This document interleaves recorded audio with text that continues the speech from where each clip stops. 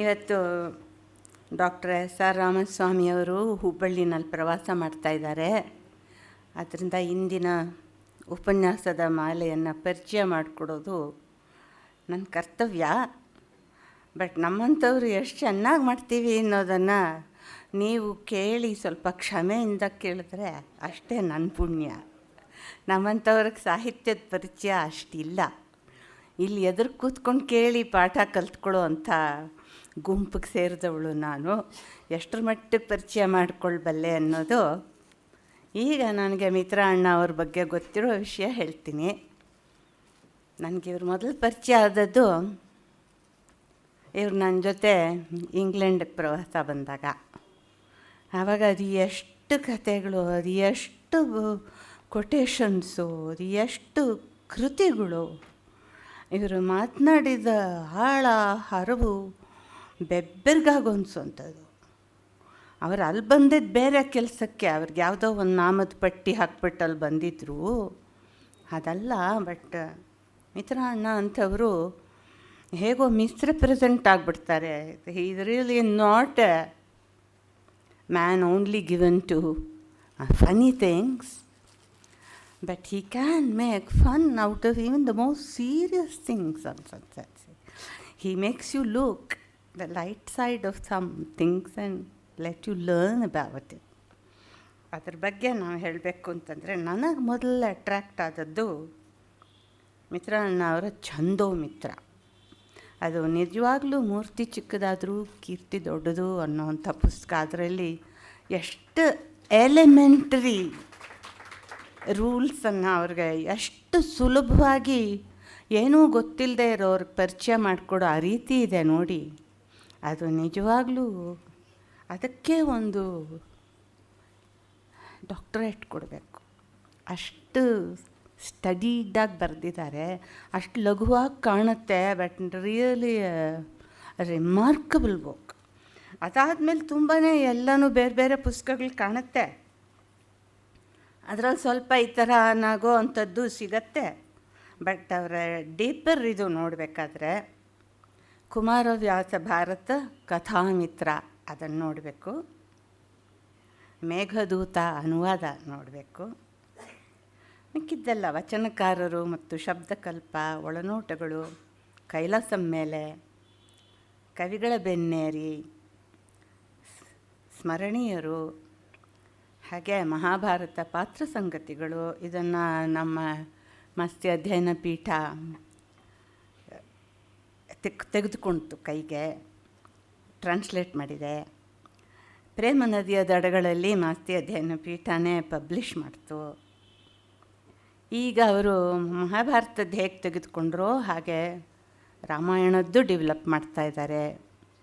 ಇಂಥವ್ರ ಕೈಲಿನಲ್ಲಿ ಬರ್ಸಿಸಿ ಅವ್ರಿಗಿರೋ ಜ್ಞಾನ ಎಲ್ಲ ತೋಡಿ ತಗೋಬೇಕು ನಮ್ಮಂಥವ್ರು.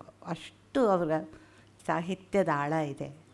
ಅಂಥವರು ಇಷ್ಟು ಸರಳರಾಗಿ ನಮ್ಮ ಮುಂದೆ ಬಂದು ಕೂತು ಇವಾಗ 3 ದಿವಸದ ಸಾಹಿತ್ಯದ ಊಟ ಕೊಡ್ತಾರೆ. ಮೊದಲನೇದು ಶಿವಕೋಟ್ಯಾಚಾರ್ಯನ ವಡ್ಡಾರಾಧನೆ, ಇವತ್ತವ್ರು ಮಾತಾಡೋದು.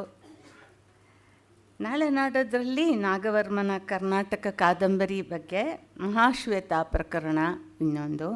ಮಹಾಶ್ವೇತ ನಮ್ಮ ಪ್ರೇಮ ನದಿಯ ದಡಗಳಲ್ಲಿ ಇದೆ. ಆ ಥರ ಇವರು 3 ಲೆಕ್ಚರ್ಸ್ ಕೊಡ್ತಾಯಿದ್ದಾರೆ. ನಾವೆಲ್ಲ ಅದನ್ನ ಕೇಳಿ ಆನಂದ ಪಡೋಣ. ಮಿಕ್ಕಂಗೆ ನನಗೆ ಈ ಕರ್ತೃವಿನ ಬಗೆಗಾಗಲಿ, ಈಗ ಮಾತಾಡ್ತಿರೋ ವಿಷಯದ ಬಗೆಗಾಗಲಿ ನಾನು ತುಂಬ ಕಲಿತವಳಲ್ಲ. ಇವಾಗ ಕೇಳಿ ಕಲಿಯೋಣ ಅನ್ನೋತ್ತ ನಿಮ್ಮ ಜೊತೆ ನಾನು ಅಲ್ಲಿ ಕೂತ್ಕೊಂಡು ಕೇಳ್ತೀನಿ. ಎಲ್ಲರೂ ಕೇಳೋಣ.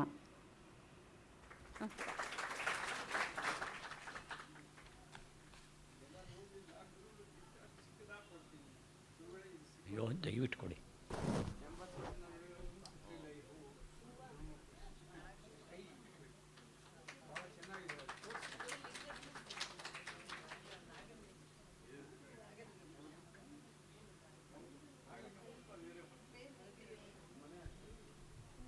ಒಂದು ಅರಳಿದ ಹೂವನ್ನು ನೋಡಿದ್ರೆ ಬೇಂದ್ರೆಯವರು ಒಂದು ಮಾತು ನೆನಪಾಗ್ತದೆ.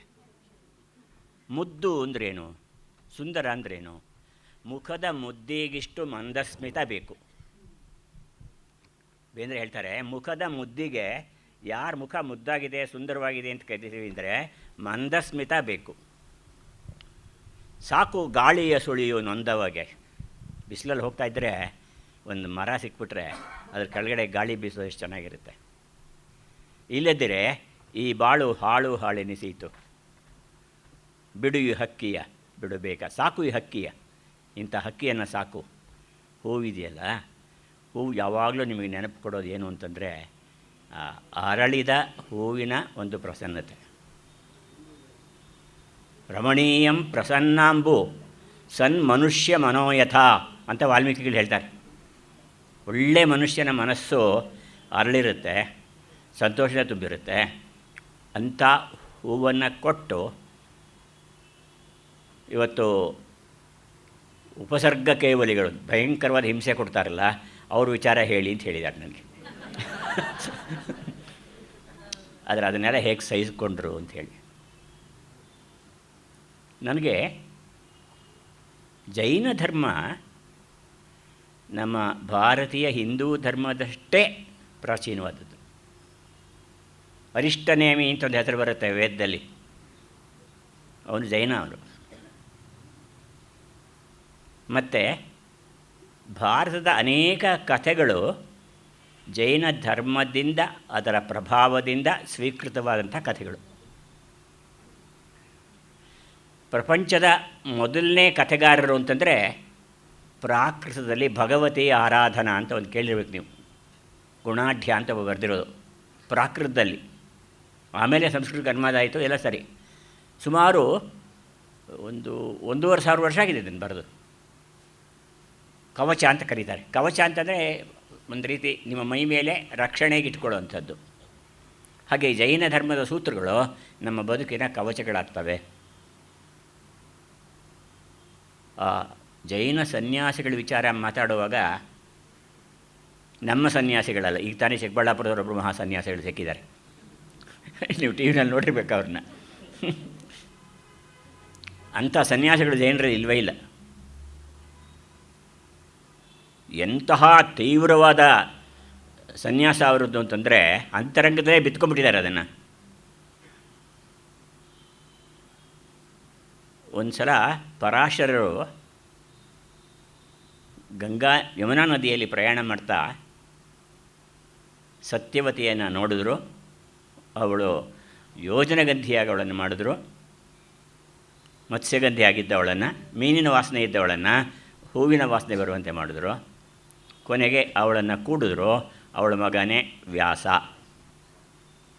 ಇದನ್ನು ಬರಿತಾ ಇರೋನು ಪಂಪ, ಅವನು ಜೈನ. ಅವನಿಗೆ ಆ ಹುಟ್ಟಿದ ಮಗು ಮಹಾಭಾರತವನ್ನು ವೇದಗಳನ್ನೆಲ್ಲ ನಮಗೆ ಒಂದು ರೀತಿಯಲ್ಲಿ ಕೊಟ್ಟ ಮಹಾನ್ ಭಾವ ವ್ಯಾಸ. ಆದರೆ ಅವರ ಅಪ್ಪ ಸನ್ಯಾಸಿಯಾಗಿ ಬಂದವನು ಆ ಸತ್ಯವತಿಯನ್ನು ಕೂಡಿದ್ನಲ್ಲ, ಅದನ್ನ ಹೇಳ್ತಾರೆ. ಮನದೊಳು ಸೋಲ್ತು ಮುನೀಂದ್ರನ ಆಕೆಯೊಡಲಿಂ ದುರ್ಗಂಧವೋಪಂತೆ ಯೋಜನಗಂಧಿತ್ವ ಮನಿತ್ತು ಎಲ್ಲ ಮಾಡ್ದ ಅಂಥೇಳಿ ಕೊನೆಯಲ್ಲಿ ಪಂಪ ಏನು ಹೇಳ್ತಾನೆ ಗೊತ್ತಾ, ಅಂಥ ಮುನಿಗಳಿಗೆ ಈಗ ಇದೊಡಂ ತೀರದೆ ಅಂತ. ಏನು ಹೇಳೋಣ, ಋಷಿಗಳ ಇವರು. ಜೈನರಲ್ಲಿ ಶೀಲಕ್ಕೆ ಶೌಚಾಂಜನೇಯ ಅಂತಲೇ ಕರೀತಾರೆ ಅವ್ರನ್ನ. ಆಂಜನೇಯನಂತೆ ಶೌಚ ಗುಣದಲ್ಲಿ ಪ್ರಸಿದ್ಧರಾದವರು ಜೈನರು. ಜೈನ ಧರ್ಮದ ಕೆಲವು ಮುಖ್ಯ ಅಂಶಗಳೇನು ಅಂದರೆ, ಇನ್ನೊಬ್ಬರಿಗೆ ಹಿಂಸೆ ಕೊಡಬೇಡ.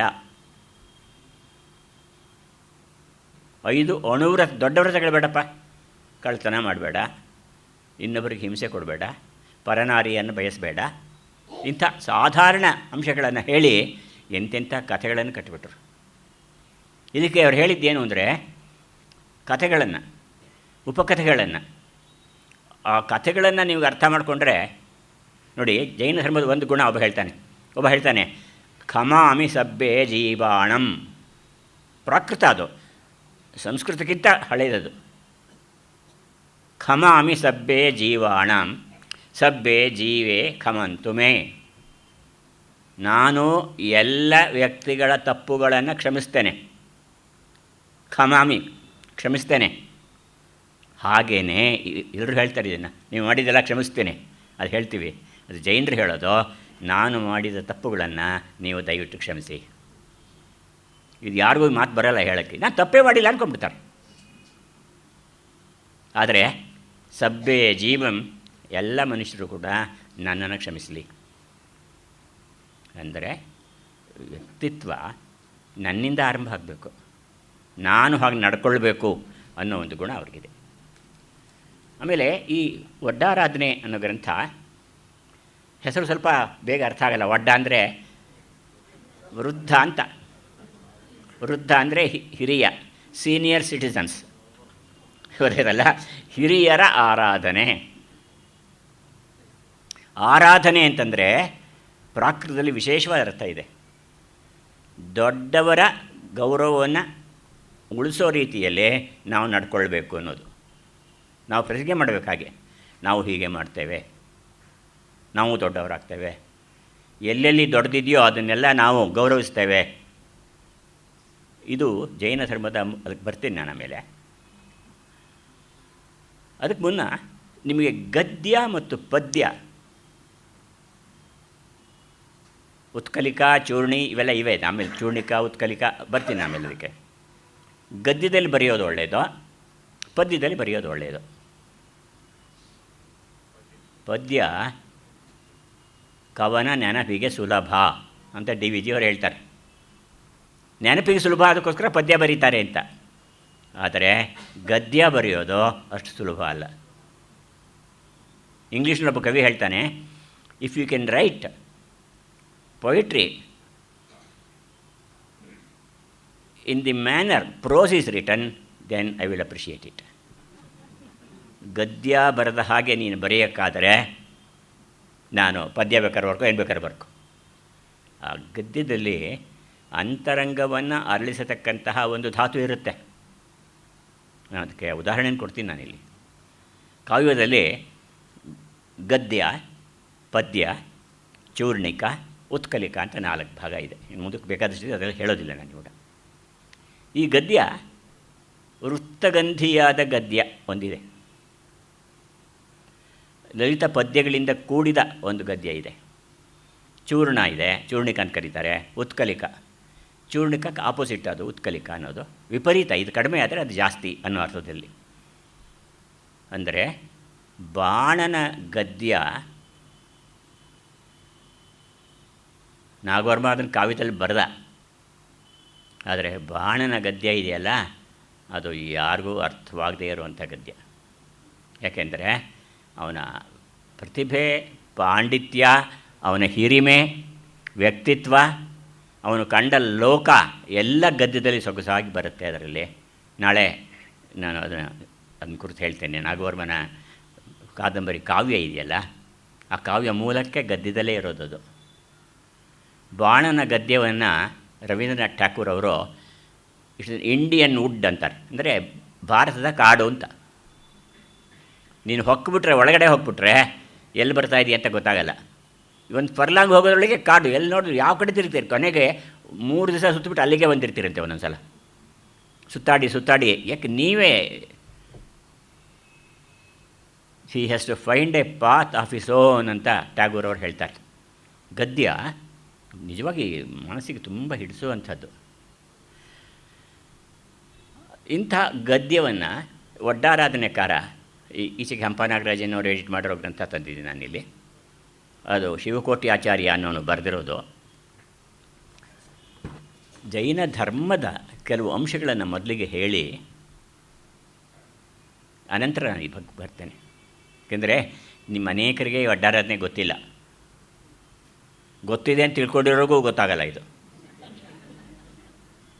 ನಾನು ಎಷ್ಟು ಇದ್ರ ಬಗ್ಗೆ ನೋಡಿ ಇಷ್ಟು ಒಂದು ಕಥೆ ಹೇಳೋಕ್ಕೋಸ್ಕರ ನಾನು ಯಾವತ್ತೂ ಹೊಸದಾಗೆ ನೋಟ್ಸ್ ಪ್ರಿಪೇರ್ ಮಾಡ್ಕೊಳ್ಳೋದು ಹೊರತು ಹಳೆಯನ್ನು ತಂದು ನಾನು ಮ್ಯಾನೇಜ್ ಮಾಡೋದಿಲ್ಲ. ಈ ವಯಸ್ಸಿನಲ್ಲೂ ಅದೊಂದು ದುರ್ಗುಣ ಇದೆ ನನಗೆ, ಗೊತ್ತಾಯ್ತಲ್ಲ. ಹೊಸದಾಗಿ ಓದಬೇಕು, ನಮ್ಮ ಅಂತರಂಗಕ್ಕೆ ತೋಚಿದ್ದನ್ನು ಹೇಳಬೇಕು ಅಂತ ಹೇಳಿಬಿಟ್ಟು. ನೋಡಿ, ಬುದ್ಧ ಹುಟ್ಟಿ 2500 ವರ್ಷ ಆಯಿತು. ಸಿಂಹಳ ಸರ್ಕಾರದವರು 2500 ಇಯರ್ಸ್ ಆಫ್ ಬುದ್ಧ ಅಂತ ಒಂದು ಪುಸ್ತಕ ತಂದಿದ್ದಾರೆ. ಭಾಳ ಸೊಗಸಾದ ಪುಸ್ತಕ ಅದು. ಅದರಲ್ಲಿ ಕೊನೆ ತೀರ್ಥಂಕರ ಬುದ್ಧ ಇದ್ದಾನಲ್ಲ, ಆ ಬುದ್ಧನ ಕಾಲ ಈ ಕೊನೆ ತೀರ್ಥಂಕರ ಮಹಾವೀರ ಇದ್ದಾನಲ್ಲ, ಜೈನರಲ್ಲಿ 24 ಜನ ತೀರ್ಥಂಕರರು, 24ನೇವನು ಅವರಿಬ್ಬರು ಸಮಕಾಲೀನರು. ಬುದ್ಧನಿಗೆ ಇನ್ನು ಸಮಕಾಲೀನ ಅಂತಂದರೆ ಇನ್ನು 24ನೇವನು ಅವನು. ಇನ್ನು 23 ಜನ ಹಿಂದಕ್ಕೆ ಹೋದರೆ ಅವರೆಲ್ಲ ಜೈನ ಧರ್ಮ. ಪಾರ್ಶ್ವನಾಥ ಉದಾಹರಣೆಗೆ, ಪುರಾಣದಲ್ಲಿ ಬರ್ತಕ್ಕಂತಹ ಆದಿಜಿನ ವೃಷಭನಾಥ ಅಂತ, ಅವನು ಜಾತಿ ವ್ಯವಸ್ಥೆಯನ್ನು ಆರಂಭ ಮಾಡಿದವನವನು, ಕೃಷಿ ಕರ್ಮವನ್ನು ಹೇಳಿಕೊಟ್ಟವನವನು, ಮತ್ತು ಬದುಕಿನಲ್ಲಿ ಉದಾತ್ತವಾದದ್ದನ್ನು ನೋಡಬೇಕು ಅಂತ ಹೇಳಿದವನವನು. ಎಷ್ಟು ಹಳೆದಿರಬೇಕು ಈ ಧರ್ಮ ನೋಡ್ಕೊಳ್ಳಿ. ಬುದ್ಧ 2500 ವರ್ಷದ ಹಿಂದಿನವನು, ಅವನ ಸಮಕಾಲೀನ 24ನೇ ತೀರ್ಥಂಕರ. 23, 22, 21, 21ಕ್ಕೆ ಹೋಗಿ ಎಷ್ಟು ಹಳೆಯದು ಜೈನ ಧರ್ಮ. ಅದರಿಂದ ಜೈನ ಧರ್ಮ ಕೂಡ ಬೌದ್ಧ ಧರ್ಮದಂತೆಯೇ ಪ್ರಸಿದ್ಧವಾಗಬೇಕಾಗಿತ್ತು. ಆದರೆ ಅದು ನಮ್ಮ ಭಾರತದ ಎಲ್ಲೆಯನ್ನು ಬಿಟ್ಟು ಹೋಗಲಿಲ್ಲ. ಬೌದ್ಧ ಧರ್ಮ ಯಾಕೆ ಹೋಯಿತು ಅಂದರೆ ನಾವು ಓಡಿಸಿದ್ರಿಂದ. ಯಾಕಂದರೆ ದೇವರಿಲ್ಲ ಅನ್ನೋ ಮಾತು ಬಂದುಬಿಟ್ರೆ ಯಾರೂ ಒಪ್ಪೋದಿಲ್ಲ. ಇವತ್ತಿಗೂ ಕೂಡ ನಾಸ್ತಿಕ ಅಂದರೆ ಅವನು ಬದುಕೋಕ್ಕೆ ಸಾಧ್ಯ ಇಲ್ಲ ಅನ್ನೋ ಅರ್ಥದಲ್ಲಿ ನಾವಿದ್ದೀವಿ. ನಮಗೆ ಈ ದೈವಭಕ್ತಿ ಎಷ್ಟೊಂದು ಆಗ್ಬಿಟ್ಟಿದೆ ಅಂದರೆ, ನಮ್ಮ ಈ ದೇವರುಗಳೆಲ್ಲ ಬಹಳ ಕ್ಯಾಪಿಟಲಿಸ್ಟ್ ಆಗಿಬಿಟ್ಟಿದ್ದಾರೆ. ಸಿಕ್ಕಾಪಟ್ಟೆ ದುಡ್ಡು, 1.5 ಕೋಟಿ ರೂಪಾಯಿಂದ ಒಂದು ಕಿರೀಟ ಹೊತ್ತಿಸಿದಾನೊಬ್ಬ, ಗಾಳಿಯಲ್ಲಿ ತೇಳ್ಕೊಂಡು ಹೋದವನು. ಇವಾಗ ಗಾಲಿ ಅಂತಲೇ ಅವ್ರ ಹೆಸರು ಆಯ್ತಲ್ಲ. ಅವರು ಎಂದರೆ ನೀನು ಅನ್ಯಾಯದಲ್ಲಿ ಸಂಪಾದಿಸಿದ್ದು ಅಸಡ್ಡಾಳದಂದಲ್ಲಿ ಹೋಯಿತು ಅಂತ ಒಂದು ಗಾದೆ ಇದೆ ನಮಗೆ. ಆದರೆ ಇವರು ಹಾಗಲ್ಲ, ಅನ್ಯಾಯದಲ್ಲಿ ಸಂಪಾದಿಸಿದ್ದನ್ನು ದೇವರಿಗೂ ಕೊಟ್ಬಿಡ್ತಾರೆ. ಅವನು ಸ್ವೀಕರಿಸ್ಬಿಟ್ಟು ಅವ್ರನ್ನ ಹಾರಿಸ್ತಾನೆ. ಒಳ್ಳೆ ದೇವರು, ಈಚಿದ್ದೇವರು. ಏನು ಹಿಂದೆ ತಮಾಷೆ ಮಾಡ್ತಾಯಿದ್ರು, ನೀವು ಹೋದರೆ ಪೂಜಾರಿ ನಿನ್ನ ದುಡ್ಡು ಎಷ್ಟಾಗ್ತೀಯಾ, ದಕ್ಷಿಣೆ ಎಷ್ಟಾಗ್ತೀಯಾ ಅಂತ ನೋಡ್ತಾ ಇದ್ದ ಅಂತ. ಇವತ್ತು ಇವರೆಲ್ಲ ಪಾಪ ದುಡ್ಡು ತೊಗೊಳ್ಳೋದಿಲ್ಲ, ಡಾಲರ್ ತೊಗೊಳ್ತಾರೆ ಇವಾಗ. ಈಗಿನ ದೇವರುಗಳಿಗೆ ಡಾಲರ್ಗಳು, ಪೌಂಡುಗಳು ಬಹಳ ಇಷ್ಟ. ಅಂದರೆ ನಾನು ಯಾಕೆ ಹೇಳಿದೆ ಅಂದರೆ, ಜೈನ ಧರ್ಮ ಸರಳವಾದ ಜೀವನ ಅದನ್ನು ಬಯಸುತ್ತೆ. ಮೂಲಾಚಾರ ಅಂತ ಒಂದಿದೆ. ಅಂದರೆ ಒಂದು ಧರ್ಮಕ್ಕೆ ಸೇರ್ಬೇಕಾದ್ರೆ ಮೂಲ ನಡತೆಯ ಸೂತ್ರಗಳನ್ನು ನೀನು ತಿಳ್ಕೊಂಡಿರಬೇಕು. ಬಸವಣ್ಣರು ಹೇಳ್ತಾರಲ್ಲ, ಕಳಬೇಡ, ಕೊಲಬೇಡ, ಹುಸಿಯ ನುಡಿಯಲು ಬೇಡ, ಅನ್ಯರಿಗೆ ಅಸಹ್ಯ ಪಡಬೇಡ, ತನ್ನ ಬಣ್ಣಿಸಬೇಡ, ಇದರ ಹಳಿಯಲು. ಇದೆಲ್ಲ ಜೈನ ಧರ್ಮದಿಂದ ಅನಾಮತಾಗಿ ಎತ್ಕೊಂಡಿದ್ದು. ಏಕೆಂದರೆ ಬಸವಣ್ಣವ್ರ ಕಾಲಕ್ಕೆ 11ನೇ ಶತಮಾನದ ಹೊತ್ತಿಗೆ ಜೈನ ಧರ್ಮ ಅತ್ಯಂತ ಪ್ರಬಲವಾಗಿತ್ತು ಕರ್ನಾಟಕದಲ್ಲಿ. ಎಷ್ಟು ಪ್ರಬಲ ಅಂತಂದರೆ, ನಿಮಗೆ ಊರುಗಳಲ್ಲಿ, ಈಗ ಹಾಸನ ಜಿಲ್ಲೆ ತಗೊಳ್ಳಿ, ಅಲ್ಲಿ 100ಕ್ಕೆ 80 ಜನ ನಿಮಗೆ ಜೈನರೇ ಸಿಗ್ತಾಯಿದ್ರು. ದೇವಾಲಯಗಳು ಅಂದರೆ ಬಸ್ತಿಗಳೇ ಅಲ್ಲಿ ಇರ್ತಾಯಿದ್ದಿದ್ದು ಜಾಸ್ತಿ. ಅಲ್ಲಿ ಪೂಜೆ ಇತ್ಯಾದಿಗಳು ನಡೀತಾ ಇತ್ತು. ಮತ್ತು ಧರ್ಮದ ಕಡೆ, ಆಮೇಲೆ ಸಾಹಿತ್ಯಕ್ಕೆ ಅವರು ಕೊಟ್ಟ ಪ್ರೋತ್ಸಾಹನ ಇನ್ಯಾವ ಧರ್ಮನೂ ಕೊಡಲಿಲ್ಲ. ಅಜಿತ ತೀರ್ಥಂಕರ ಪುರಾಣ ಅಂತ ಒಂದು ರನ್ನೊಂದಿದೆ. ಹಾಗೆ ಶಾಂತಿ ಪುರಾಣ ಅಂತ ಒಂದು ಗ್ರಂಥ ಇದೆ. ಹಾಗೆ ಪೊನ್ನ ಅವರ ಕೃತಿಗಳನ್ನು ನೀವು ನಂಬುವುದನ್ನು ನಂಬಿ ಬಿಟ್ಟರು ಬಿಡಿ. ಆ ಕಾಲದಲ್ಲಿ ಜೈನರು 8ನೇ 9ನೇ 10ನೇ ಶತಮಾನದಲ್ಲಿ 1000 ಪ್ರತಿಗಳನ್ನು ಮಾಡಿಸಿದ್ಲಂತೆ. ಅದು ಏನು ಪ್ರತಿ ಅಂದ್ರೇನು, ತಾಳೆಗರಿ ಮೇಲೆ ಸ್ಟೈಲಸ್ ಹಿಡ್ಕೊಂಡು ಅದ್ರಲ್ಲಿ ಬರಿಬೇಕಲ್ಲ, ಹಾಗೆ ಜನದೇವಾಲಯದಲ್ಲಿ ಕೂರಿಸಿ 1000 ಪ್ರತಿಗಳನ್ನು ಮಾಡಿಸಿ ಜನರಿಗೆ ಹಂಚಿದ್ಲಂತೆ. ಪಸಾಯ ದಾನ ಅಂತ ಕರೀತಾರೆ ಇದಕ್ಕೆ, ಪ್ರಸಾದ ದಾನ ಅಂತ ಕರೀತಾರೆ. ಅಂದರೆ ಕೊಟ್ಬಿಡ್ಬೇಕು ಅದನ್ನು. ಅಂದರೆ ವಿದ್ಯಾಭ್ಯಾಸಕ್ಕೆ ಏನು ಪ್ರೋತ್ಸಾಹ ಕೊಟ್ಟರು, ಇದು ಮೂಲಾಚಾರ. ಆಮೇಲೆ ಸಮಯ ಸಾರ ಅಂತ ಒಂದಿದೆ. ಅಂದರೆ ಆತ್ಮದ ಗುಣವನ್ನು ವಿವರಿಸುವ ಒಂದು ಶಕ್ತಿ ಇಲ್ಲಿ ಬರುತ್ತೆ. ಮೂಲಾಚಾರ, ಸಮಯ. ಇನ್ನೊಂದು ಪ್ರವಚನ ಸಾರ. ಇಲ್ಲೇನು ಮುಖ್ಯ ಅಂದರೆ, ನಿನಗೆ ತಿಳಿದಿದ್ದನ್ನು ಇನ್ನೊಬ್ಬರಿಗೆ ಅರ್ಥವಾಗುವ ರೀತಿಯಲ್ಲಿ ಹೇಳಬೇಕು. ಎಷ್ಟು ಜನಕ್ಕೆ ಇದೆಯಪ್ಪ ಇದು? ಜನ ಕೇಳದ ಅಂತ ಇಟ್ಕೊಳ್ಳಿ. ಇವಾಗ ಜೀರ್ಣಂ ಅಂಗೇ ಸುಭಾಷಿತಮ್ ಅಂತ ಒಂದು ಮಾತಿದೆ ಸಂಸ್ಕೃತದಲ್ಲಿ. ಅಂದರೆ ಪಾಪ ಕೇಳೋರಿಲ್ದಲೇ ಆ ವಯಸ್ಸಾದವನಿಗೆ ಅವನ ದೇಹದಲ್ಲೇ ಸುಭಾಷಿತ ಎಲ್ಲ ಅಡಗಿ ಹೋಯ್ತಂತೆ, ಅಲ್ಲೇ ಮುಪ್ಪಾಗಿ ಹೋಯ್ತದಕ್ಕೆ ಅಂಥೇಳಿ. ಇಲ್ಲ, ಹಾಗಲ್ಲ. ಪ್ರವಚನ. ಆಮೇಲೆ ಆರಾಧನಾ. ಆರಾಧನೆ ಅಂದರೆ ಅಕಾಂಪ್ಲಿಷ್ಮೆಂಟ್ ಅಂತ ಅರ್ಥ. ಭಗವತಿ ಆರಾಧನಾ ಇಡೀ ವಿಶ್ವದಲ್ಲಿ ಮೊದಲನೆಯ ಕಾವ್ಯ ಅಂದರೆ ಗದ್ಯ ಕಾವ್ಯ. ಹಿಂದಿನ ಕಾಲದಲ್ಲಿ ಕಾವ್ಯ ಎರಡಕ್ಕೂ ಕಾವ್ಯ ಅಂತ ಇದ್ದರು, ಮೊದಲು. ಆಮೇಲೆ ಎರಡನೇದು ಅವ್ರು ಕಂಡುಕೊಂಡಿದ್ದು, ಕಥೆಗಳನ್ನು ಹೇಳುವುದರ ಮೂಲಕವೇ ಜನಗಳ ಹೃದಯವನ್ನು ಹೋಗುವುದು ಸಾಧ್ಯ. ಒಂದು ಸಭೆಯಲ್ಲಿ ಇಷ್ಟು ಜನ ಇದ್ದರೆ ನೀವು ಅವ್ರನ್ನ ಬರ್ತೀನಿ ನಾನು ಅದಕ್ಕೆ ಆರಂಭದಲ್ಲೇ ಅದು ಬರುತ್ತೆ. ಒಂದು ಕಥೆ ಇದ್ದರೆ ಸ್ಪಷ್ಟವಾಗಿ ಗೊತ್ತಾಗುತ್ತೆ. ಏನೋ ಹೇಳ್ತಾ ಹರಿಶ್ಚಂದ್ರನ ಕಥೆ ಹೀಗೆ ಬಂದಿದ್ದಷ್ಟೇ. ಸತ್ಯವೆಂಬುದೇ ಹರನು, ಹರನೆಂಬುದೇ ಸತ್ಯ ಅಂತ ಹೇಳೋಕ್ಕೋಸ್ಕರ ಹರಿಶ್ಚಂದ್ರನ ಕಥೆ ಬರ್ದ. ನೀವು ಹರೇ ಹರ ಸತ್ಯ ಎಂಬುದು ಹರ ಅಂತ ಹೇಳಿದರೆ ಹೊರ ಆಗಿಬಿಡ್ತಾಯಿದ್ರು. ಯಾರು ಗೊತ್ತಾಗಲ್ಲ, ಈ ಕಾನ್ಸೆಪ್ಟ್ಸ್ ಅರ್ಥ ಆಗೋದಿಲ್ಲ, ಕಥೆಗಳ ಮೂಲಕ ಹೇಳಬೇಕು. ಜೈನರ ಸಂಖ್ಯೆ ಕಡಿಮೆ, ಆದರೆ ತುಂಬ ಪ್ರಾಚೀನವಾದದ್ದು ಮತ್ತು ಅವರ ಸತ್ವಪೂರ್ಣವಾದ ಸಾಹಿತ್ಯ ಅವರಲ್ಲಿದೆ. ಇನ್ನೊಂದು ಮಾನವನ ನಡವಳಿಕೆಯನ್ನು ಶೋಧಿಸುವ ಒಂದು ಧರ್ಮ ಅದು.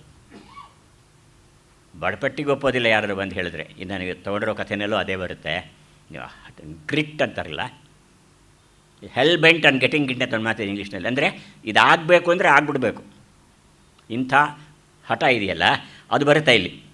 ಜೈನ ಸಿದ್ಧಾಂತ ಅನ್ನೋದು ಮಾನವನ ಇಡೀ ನಡವಳಿಕೆಯನ್ನು ಅದು ನೋಡ್ಕೊಳ್ಳುತ್ತೆ.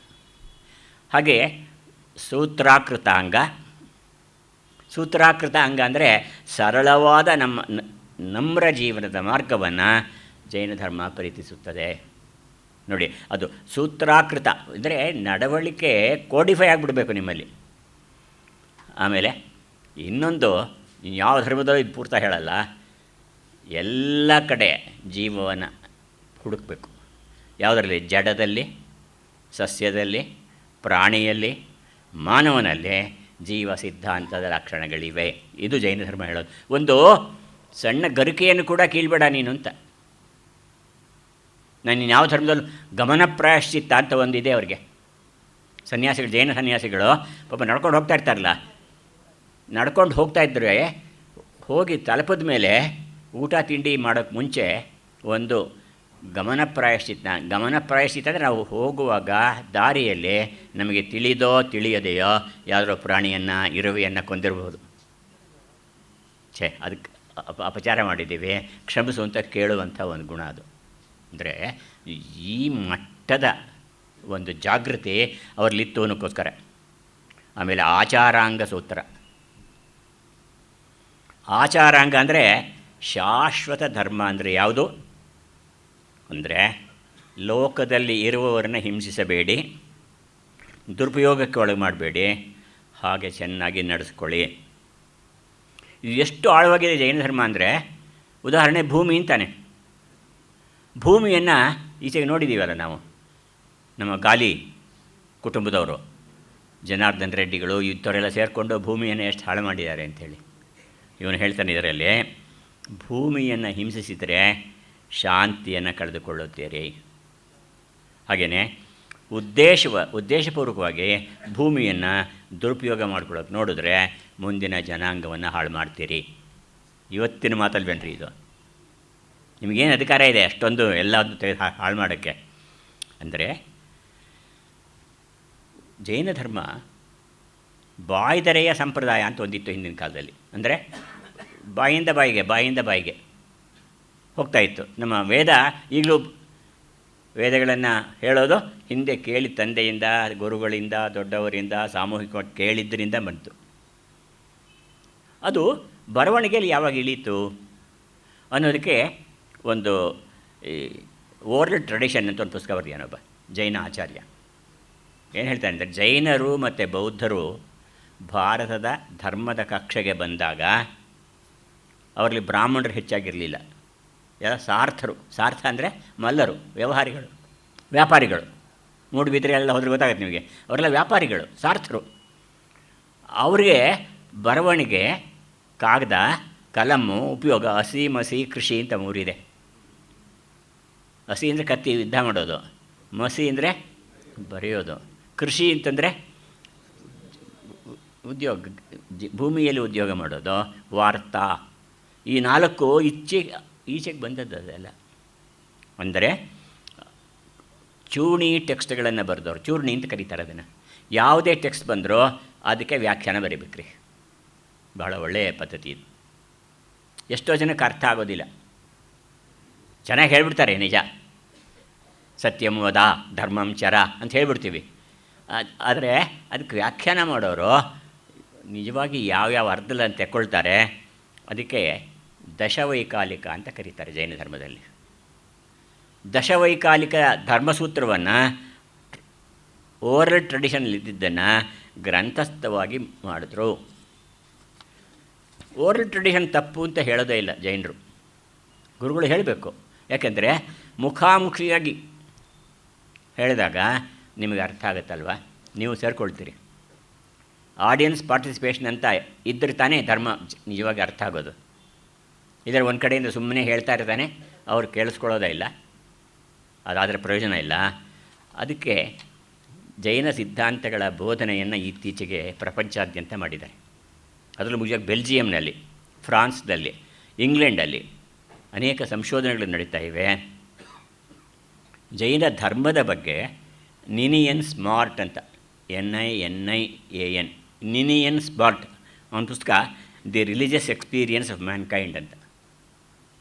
ನಿಜವಾಗ್ಲೂ ನಾನು ಅದನ್ನು ಓದಿ ಆಶ್ಚರ್ಯಚಕಿತನಾದೆ. ಇಂಗ್ಲೀಷಲ್ಲಿರೋ ಗ್ರಂಥ ಅದು. ಹಾಗೆ ಪದ್ಮನಾಭ ಎಸ್ ಜೈನಿ ಅವರ the path of purification, Padmanabha ಜೈನಿಯವರು ಪಾತ್ ಆಫ್ ಪ್ಯೂರಿಫಿಕೇಷನ್ ಅನ್ನೋ ಗ್ರಂಥದಲ್ಲೇ ಇದನ್ನು ಕುರಿತು ಹೇಳ್ತಾರೆ. ಇವರು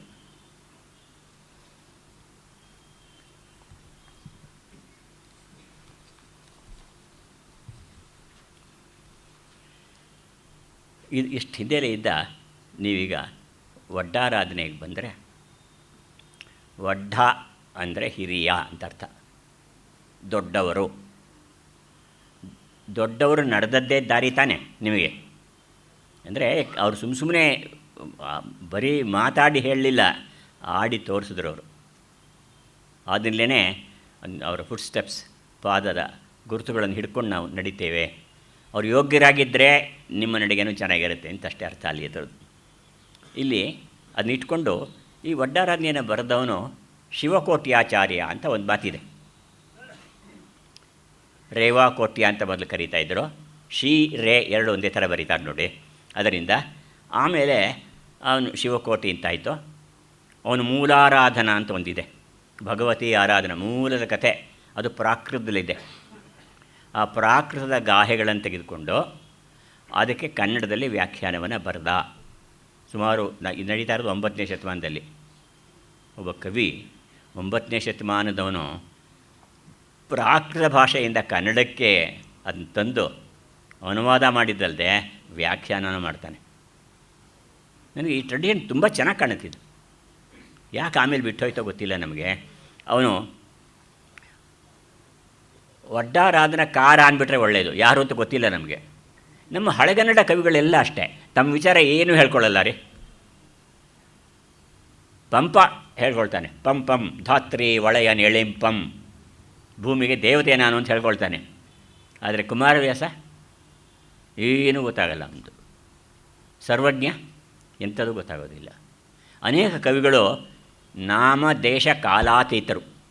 ಅಂದರೆ ಅವ್ರ ಹೆಸರು ಕುಮಾರವ್ಯಾಸನ ಹೆಸರು ಕುಮಾರವ್ಯಾಸ ಅಂತ ಯಾರು ಹೇಳಿದ್ದು ನಿಮಗೆ? ಅವನ ಹೆಸರೇನು? ಯಾರು ನಾರಣಪ್ಪ ಅಂತ ನಾವು ಹೇಳ್ತೀವಿ ಅಷ್ಟೇ. ಎಲ್ಲಿದೆ ಅದಕ್ಕೆ ರೆಫರೆನ್ಸೇ ಇಲ್ಲ. ಸುಮ್ಮನೆ ನಾರಣಪ್ಪ ಅಂತ ಹೇಳ್ತೀವಿ ಅಷ್ಟೇ, ಆದರೆ ನಮಗೆ ಸಿಕ್ಕೋದಿಲ್ಲ.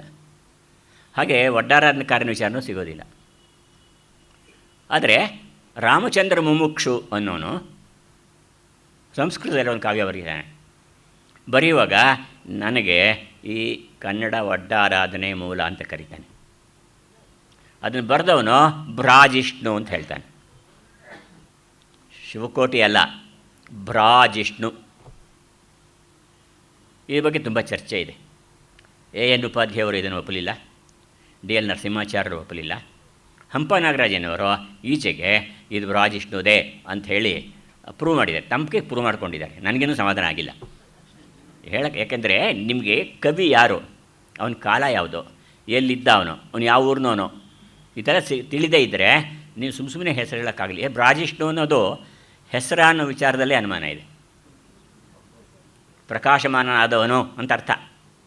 ಒಬ್ಬ ವ್ಯಕ್ತಿಯ ಹೆಸರಿಟ್ಟುಕೊಂಡ ಅಂತಂದರೆ ಸ್ವಲ್ಪ ಕಷ್ಟ ಆಗ್ತದೆ. ಯಾರೋ ರಾಮಚಂದ್ರ ಮುಮುಕ್ಷು ಅನ್ನೋನೋ ಬಹುಶಃ ಅದನ್ನು ಪ್ರಾಕೃತದಿಂದ ಸಂಸ್ಕೃತಕ್ಕೆ ಅನುವಾದ ಮಾಡಿಬಿಟ್ಟು ನನಗೆ ಗೊತ್ತಿಲ್ಲ, ಬ್ರಾಜಿಷ್ಣು ಅಂತ ಅವನು ಬರೆದಿದ್ದು ಅಂತ. ನನಗಿನ್ನೂ ಅಷ್ಟು ಒಪ್ಪಿಗೆ ಆಗ್ತಾಯಿಲ್ಲ. ನಾವೆಲ್ಲ ಹಳೆ ಕಾಲದವ್ರು ಆದ್ದರಿಂದ ನಮ್ಮದು ಬುದ್ಧಿ ನಮ್ಮ ಪಂಪನವರೇ ನಾನು ಜೊತೆಯವರು ಕ್ಲಾಸ್ಮೇಟ್ಸು. ಆದರೆ ಅವನು ಜೈನ ಧರ್ಮದ ವಿಚಾರನ ಚೆನ್ನಾಗಿ ತಿಳ್ಕೊಂಡಿದ್ದಾನೆ. ಅವನು ಇದನ್ನು ಹೇಳ್ತಾನೆ, ಏನಂದರೆ ಬ್ರಾಜಿಷ್ಣು ಅನ್ನೋನು ಬರೆದಿದ್ದು.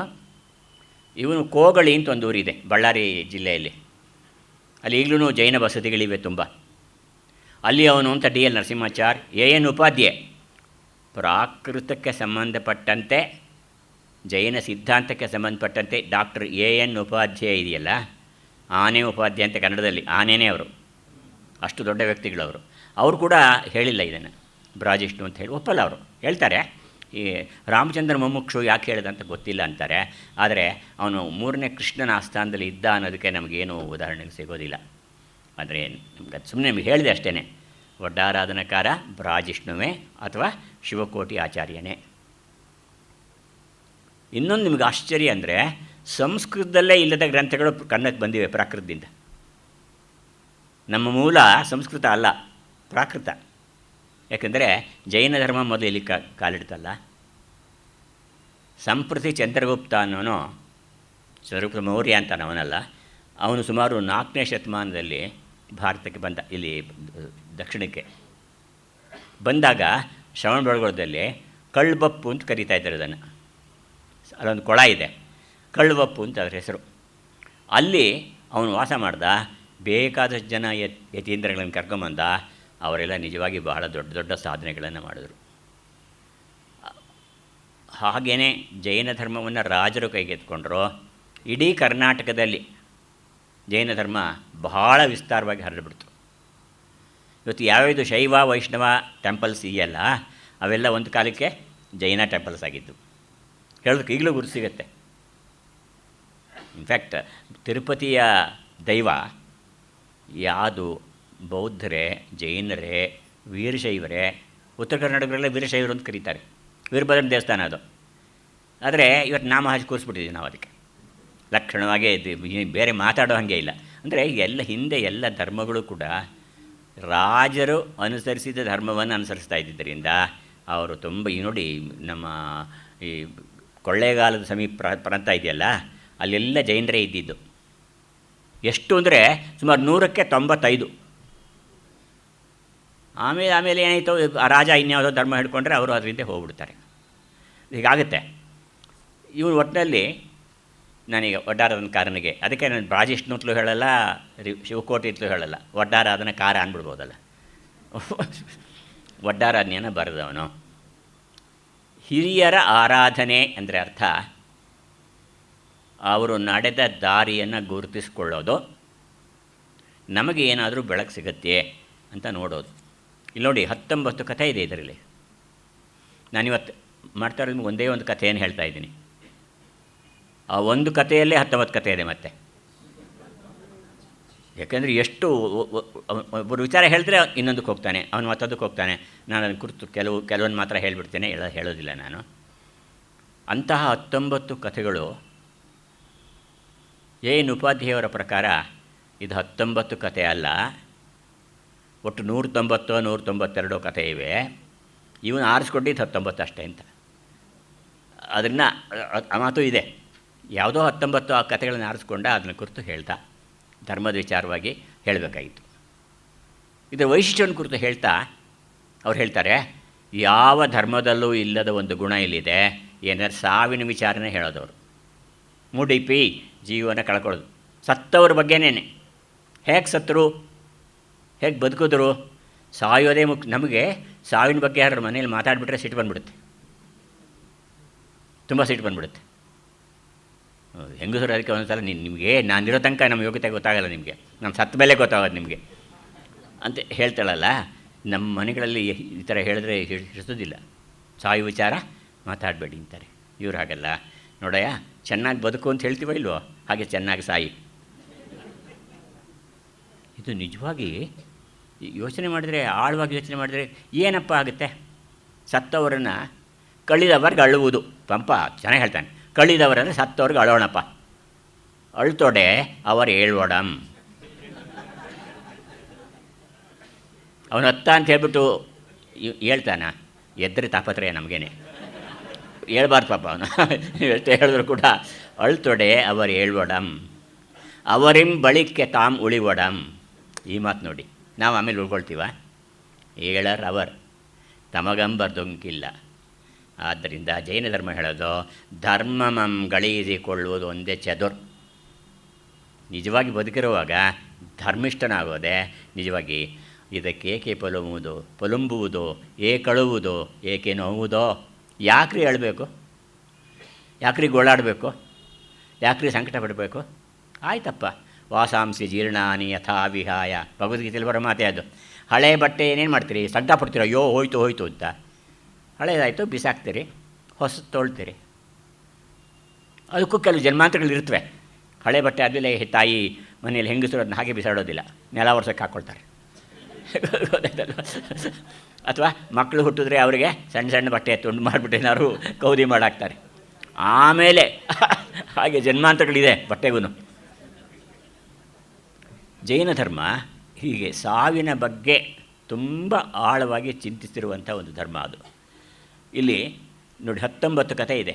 ನಾನು ಸುಮ್ಮನೆ ಹೆಸರು ಹೇಳ್ತೀನಿ. ವಿದ್ಯುಚ್ಚೋರ ಋಷಿಯರ ಕಥೆ, ಸುಕೌಶಲ ಸ್ವಾಮಿಯ ಕಥೆ, ಗುರುದತ್ತ ಭಟಾರರ ಕಥೆ, ಸನತ್ ಕುಮಾರನ ಕಥೆ, ಲಲಿತಾ ಕಥೆ ಭಾಳ ಸೊಗಸಾದ ಕಥೆ ಅದು, ಭದ್ರಬಾಹು ಭಟಾರರ ಕಥೆ, ಗಜಕುಮಾರನ ಕಥೆ, ಅಣ್ಣಿಕಾಪುತ್ರನ ಕಥೆ, ಧರ್ಮಘೋಷ ಭಟ್ಟಾರಕ, ಸಿರಿದಿಣ್ಣ ಅಂತ ಒಬ್ಬ ಕಾರ್ತಿಕ ಋಷಿ, ಹಾಗೆಯೇ ಚಿಲಾತಪುತ್ರ, ದಂಡಕ, ಮಹೇಂದ್ರದತ್ತ ಮೊದಲಾಗೊಡೆಯ, ಒಡೆಯ ಅಂದರೆ ಮೊದಲಾದ ಅಂತ ಹಳೆಗನ್ನಡದಲ್ಲಿ, ಮೊದಲಾಗೊಡೆಯ ಹಲವರ ಕಥೆಗಳು ಇಲ್ಲಿ ಬರ್ತದೆ. ನಾನು ಈ 19 ಕಥೆಗಳ ಮುಖ್ಯ ಉದ್ದೇಶ ಏನು ಅಂದರೆ, ಮಾನವ ಜೀವನದ ಸಮಗ್ರತೆಯನ್ನು ಅರ್ಥ ಮಾಡಿಕೊಂಡಂಥ ವ್ಯಕ್ತಿಗಳು. ಬದುಕಿನಲ್ಲಿ ಯಾವುದಪ್ಪ ತುಂಬ ಕಷ್ಟ ಅಂದರೆ ತೊಂದರೆ ತಾನೆ. ನಿಮಗೆ ಬದುಕಿನಲ್ಲಿ ಏನೇನು ತೊಂದರೆ ಬರುತ್ತೋ ಅವುಗಳನ್ನು ಪರಿಹಾರ ಮಾಡ್ಕೊಳ್ಳೋದೇ ಮುಖ್ಯ ಅಲ್ವೇ? ಅದನ್ನ ಎದುರಿಸ್ಬೇಕೋ ಅಥವಾ ಓಡೋಗಬೇಕೋ? ಎದುರಿಸ್ಬೇಕು. ಹೇಗೆ ಎದುರಿಸ್ಬೇಕು ಅಂದರೆ ಉಪಸರ್ಗ ಕೇವಲಿಗಳ ಕಥೆ ಅಂತ ಅದಕ್ಕೆ ಕರೆಯೋದಿಲ್ಲ. ಈ 19 ಕಥೆಗಳು ಕೂಡ ಉಪಸರ್ಗ ಅಂದರೆ ತೊಂದರೆ, ಉಪಸ್ವರ್ಗ ಅಲ್ಲ ಅದು, ಉಪಸರ್ಗ. ಉಪಸರ್ಗ ಅಂದರೆ ಸಂಸ್ಕೃತದಲ್ಲಿ ತೊಂದರೆ ಅಂತ ಅರ್ಥ, ಕಾಟ, ಹಿಂಸೆ. ಅವರು ಕೊಡುವ ತೊಂದರೆಗಳನ್ನೆಲ್ಲ ಹೇಗೆ, ಯಾವ ಮನೋಧರ್ಮದಿಂದ ಸ್ವೀಕರಿಸಬೇಕು, ಹೇಗೆ ಎದುರಿಸಬೇಕು, ಶಾಂತಚಿತ್ತನಾಗಿ. ಇದು ಭಾಳ ಜೈನ ಧರ್ಮದಲ್ಲಿ ಬರುವಷ್ಟು ಶಾಂತದ ಪಂಪ ಹೇಳ್ತಾನೆ. ಯುದ್ಧರಂಗದಲ್ಲಿ ಈ ಯುದ್ಧ ಮುಗಿದ ಮೇಲೆ ಅವರ ಹಣೆಗೆಲ್ಲ ದೊಡ್ಡ ದೊಡ್ಡ ಬಾಣಗಳ ಕಬ್ಬಿಣದ ಚೂರು ಹೊಕ್ಕೊಂಡಿತ್ತಲ್ಲ, ಉಳಿ ಹೊಕ್ಕೊಂಡಿತ್ತು, ಏನೇನೋ ಹೊಕ್ಕೊಂಡಿತ್ತಲ್ಲ. ಸಾಯಂಕಾಲ ಆದಮೇಲೆ ಇಬ್ಬರು ಬಲ್ದಡಿಗರು ಭಾರಿ ವ್ಯಕ್ತಿಗಳು ಬಂದು ಅದನ್ನು ಮೇಲೆ ತೆಗೆದ್ರೆ ಇವನು ಅನ್ನೊಂದು ಆ ಎಂದನೆ ಚೀ ಎಂದನೆ ಅದು ಕೀಳ್ತಾ ಇದ್ದರೆ ಅಯ್ಯೋ ಅಯ್ಯೋ ಅಂತ ಕೂಕೊಳ್ಳಿಲ್ಲ ಅವನು. ಅಂದರೆ ವ್ಯಕ್ತಿತ್ವ ಹಾಗಿರ್ಬೇಕು. ನೋವು ಅಂದಮೇಲೆ ಸಹಿಸ್ಕೊಳ್ಬೇಕು ರೀ. ಪೆತ್ತ ಪರೀಶಃ ಜಯಮೆ ತಪಂ. ತಪ ಅಂದರೆ ಬಂದ ತಾಪತ್ರಯಗಳನ್ನು ಎದುರಿಸೋದೇನೆ. ತಪಕ್ಕೆ ಬೇರೆ ಕೋಡ್ ಎರಡುಳವೆ, ಅದಕ್ಕೆ 2 ಕೋಡ್ ಇದೆಯಾ ತಪಸ್ಸಿಗೆ? ಏನಿಲ್ಲ, ಎದುರಿಸಿ ಘೋರವಾದ ವೇದನೆಗಳನ್ನು ಸಹಿಸೋದೇ ಈ ಕಾವ್ಯದ ಉದ್ದೇಶ. ಇದಕ್ಕೆ ಸಿಸ್ಟಮ್ ಏನು ಅಂದರೆ ಗಾಹೆ ಅಂತ ಕರೀತಾರೆ.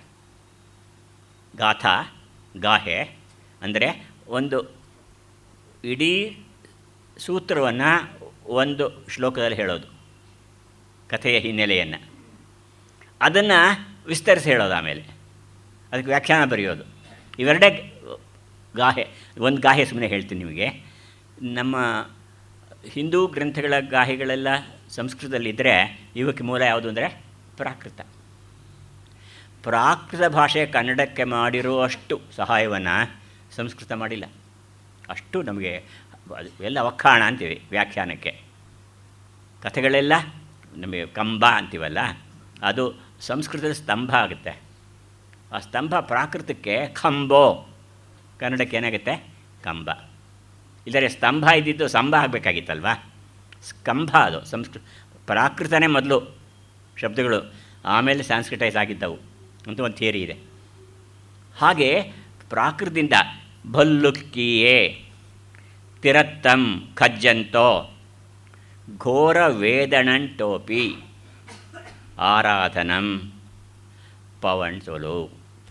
ಅಂದರೆ ನಿಜವಾಗಿ ಸನ್ಯಾಸಿಗಳಾದವರು, ಜೈನರಾದವರು, ಬದುಕನ್ನು ಅರ್ಥ ಮಾಡಿಕೊಂಡವರು ಎಲ್ಲವನ್ನು ಸಮಚಿತ್ತದಿಂದ ಸ್ವೀಕರಿಸ್ತಾರೆ, ದೊಡ್ಡ ದೊಡ್ಡ ತೊಂದರೆಗಳನ್ನು ಎದುರಿಸ್ತಾರೆ.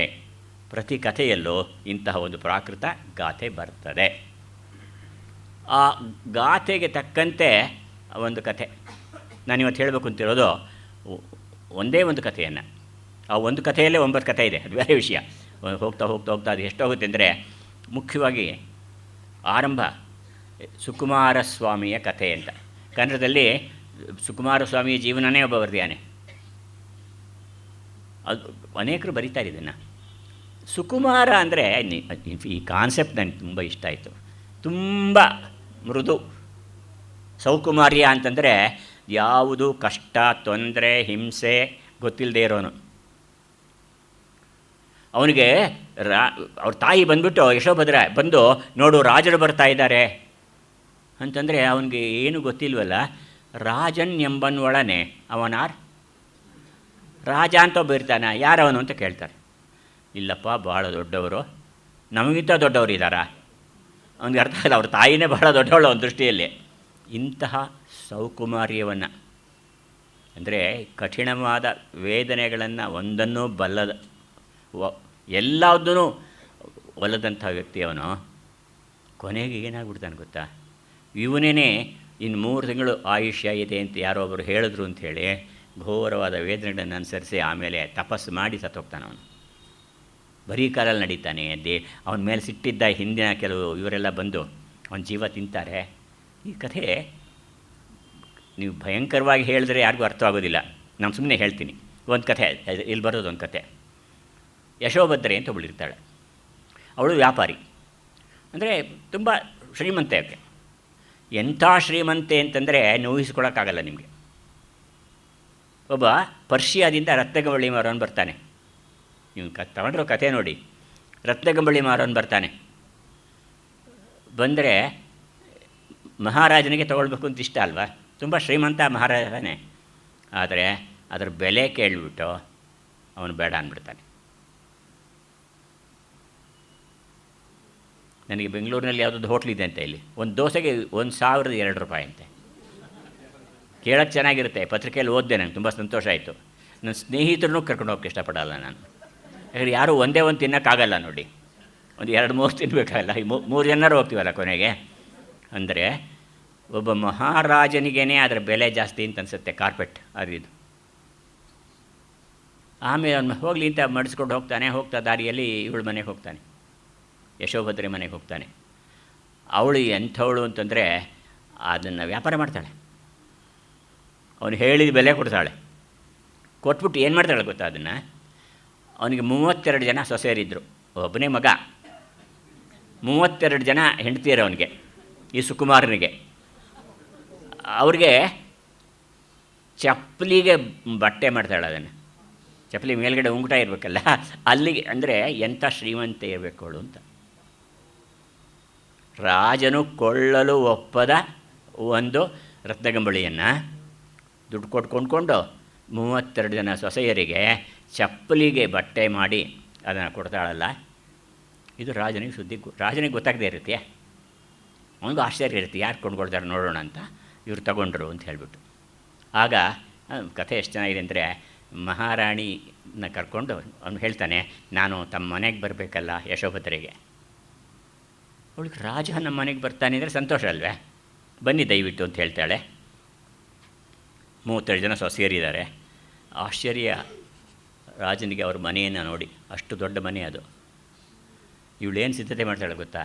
ಕನ್ನಡ ಓದಬೇಕು ನೀವು. ಹಳೆಗನ್ನಡ ಹೇಗಿತ್ತು ಅಂದರೆ, ಅರಸರ್ ಬರ್ಪ ಬಟ್ಟೆಗಳೆಲ್ಲಂ ಪಂಚರತ್ನಗಳಿಂ ರಂಗವಲ್ಲಿಯನೆಕ್ಕಿಸಿ.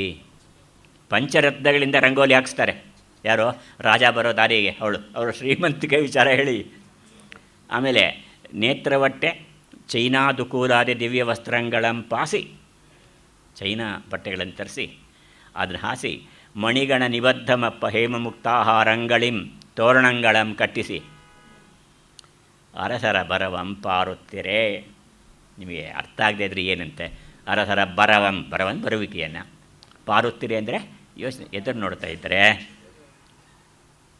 ಅವನು ನೋಡ್ದ, ಅವನಿಗೆ ತಂದ ಅರಮನೆ, ಭಾರಿ ಅರಮನೆ ಅದು ಅವನದು. ಇವಳು ಮನೆಗೆ ಬಂದರೆ ಸುರಲೋಕಂಪೊಕ್ಕ ಮಹಾನುಭಾವನಂತೆ, ದೇವಲೋಕವನ್ನು ಹೊಕ್ಕವನಂತೆ. ಬಂದು ಸುಕುಮಾರನ್ ಎಲ್ಲಿದನ್, ಹಳೆಗನ್ನಡ ನೋಡಿ ಇದು, ಸುಕುಮಾರನ್, ಅದಕ್ಕೆ ನಿಮ್ಗೆ ಅಲ್ಲಿ ಅರ್ಥ ಆಗಲಿ ಅಂತ ಅದು ಸುಮ್ಮನೆ ಹಳೆಗನ್ನಡನ ಹೇಳ್ತಾ ಇದ್ದೀನಿ. ಸುಕುಮಾರನ್ ಎಲ್ಲಿರ್ದನ್, ಎದುರಿಗೆ ಬರಲಿಲ್ವಲ್ಲ ಅಂತ. ಆದರೆ ಸ್ವಾಮಿ ನನ್ನ ಮಗಂ ಕರಂ ಸಾಧು ತಮ್ಮ ಬಂದ ಬರವನ್ ಅರಿಯಂ. ಅವನಿಗೆ ನೀವು ಬಂದಿದ್ದು ಹೇಳೇ ಇಲ್ಲ ಅವಳು ಮಗನಿಗೆ, ಅದಕ್ಕೆ ಬೇಕಾಗಿಲ್ಲ, ಭಾಳ ಸಣ್ಣ ಸಂಗತಿ ಅವನಿಗದು, ಹೇಳೇ ಇಲ್ಲ. ನಿಮ್ಮ ಬಂದ ಬರವನ್ ಅರಿಯನ್ ಅಂದ್ಬಿಟ್ಟು ಹೋಗ್ತಾಳೆ, ಮಗನ ಹತ್ರ ಹೋಗ್ತಾಳೆ. ಮಗ ಅರಸರ್ ಬಂದರ್ ಬಾ ಪೋಪಂ. ಸುಕುಮಾರ ಅರಸರ್ ಎಂಬರಾರ್,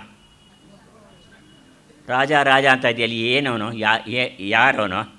ನಮ್ಮನ್ನು ಆಳ್ವೋರ್, ನಮ್ಮನ್ನು ರಾಜರು ಆಳೋ ಅಂಥವ್ರು. ಅಂದರೆ ನಮ್ಮನ್ನು ಆಳ್ವರು ಒಳರೆ, ನಮ್ಮನ್ನು ಆಳೋ ಜನನೂ ಇದ್ದಾರ ಅಂತ ಕೇಳ್ತಾನವನು. ಆಮೇಲೆ ಕರ್ಕೊಂಡು ಬರ್ತಾಳೆ ಹಾಗೂ. ಈ ರಾಜ ಭಾಳ ಸಂತೋಷ ಆಗುತ್ತೆ ಅವನ ಕಂಡು, ತುಂಬ ಚೆನ್ನಾಗಿದ್ದ ಅವನು. ಅವನ್ನು ತಾನೇ ಎದ್ದು ಪ್ರತ್ಯಕ್ಷ ಕಾಮದೇವನಂ ಅಪ್ಪಿ, ಒಳ್ಳೆ ಮನ್ಮಥ ಇದ್ದಂಗಿದ್ದ, ನಪ್ಕೊಂಡು ಸೇಸೆಯನ್ನು ಇಬ್ಬರ ಮೇಲೆ ಎಸಿತೆ. ಸೇಸೆ ಅಂದರೆ ಅಕ್ಷತೆ ಕಾಳನ್ನು ಅವರೆಲ್ಲ ಬರ್ತಾರೆ, ಎಸಿತಾರೆ ಇಬ್ಬರ ಮೇಲೂ. ಎಸ್ತರೆ ಕೂತ್ಕೋತಾರೆ ಮೇಲೆ, ಸೋಫಾ ಮೇಲೆ ಕೂತ್ಕೊಳ್ತಾರೆ. ಕೂತ್ಕೊಂಡ್ರೆ ಇವನು ಒದ್ದಾಡ್ತಾ ಇರ್ತಾನೆ. ಯಾಕೆ ಹಿಂಗಾಡ್ತಾನೆ ಅಂತಂದರೆ ಏನಿಲ್ಲ, ಈ ಅಕ್ಷತೆ ಕಾಳು ಗಟ್ಟಿ ಅಲ್ವಾ, ಅದು ಜಮಖಾನ ಮೇಲೆ ಬಿದ್ದಿತ್ತಲ್ಲ, ರಕ್ತಗಬಳಿ ಮೇಲೆ, ಇವನು ಕೂತ್ಕೊಂಡಾಗ ಇವನಿಗೆ ಒತ್ತಿದೆ, ಹಾಗಾಗಿದೆ ಅಂತ. ನಮಗೆ ಕಥೆ ಹೇಳೋರು ಹಿಂದೆ ಚಿಕ್ಕ ಹುಡುಗರಾಗಿದ್ದ ನಾನು ಕೇಳ್ತಾ ಇದ್ದಿದ್ದೆ. ದೇವತೆಗಳು ಸುಕುಮಾರಿರು ಹೇಗೆ ಅಂದರೆ, ಒಬ್ಬಳನ್ನು 7 ಸುಪ್ಪತ್ತಿಗೆ ಮೇಲೆ ಹಾಸಿ ಮಲಗಿಸಿದ್ರೆ ಒಂದು ಚುಚ್ತಾ ಇದ್ದಂಗೆ ಆಗ್ತಾಯಿತ್ತಂತೆ ಅವಳಿಗೆ. ಅಂದರೆ ಅಂಥ ಸುಕುಮಾರ ಕಣ್ಣಲ್ಲಿ ನೀರು ಬಂದುಬಿಡುತ್ತೆ ಅವನಿಗೆ. ಯಾಕೆ ಕೂತ್ಕೊಂಡು ಕೂಡಲೇ, ಯಾಕೆಂದರೆ ಕೆಳಗಡೆಯಲ್ಲಿ ಒತ್ತುತ್ತಲ್ಲ ಅಕ್ಕಿ ಕಾಳು ಒತ್ತಿ ಕಣ್ಣಲ್ಲಿ ನೀರು ಬರುತ್ತೆ. ಅವನಿಗೇನೋ ಇನ್ನು ರೋಗ ಅನ್ನಿಸ್ತು, ಇವನಿಗೇನೋ ರೋಗ ಅಂತ ಸುಮ್ಮನಾಗ್ತಾನೆ. ಆಮೇಲೆ ಸ್ನಾನ ಮಾಡ್ತಾನೆ ಅವನು ರಾಜ.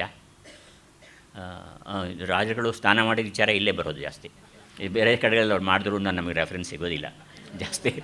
ಮಾಡ್ತಾನೆ. ಮಾಡಿದಾಗ ಕಥೆಯನ್ನು ಬೆಳೆಸೋ ರೀತಿ ನೋಡಿ, ಅವನದೊಂದು ಉಂಗುರ ಬಿದ್ದೋಗ್ಬಿಡುತ್ತೆ.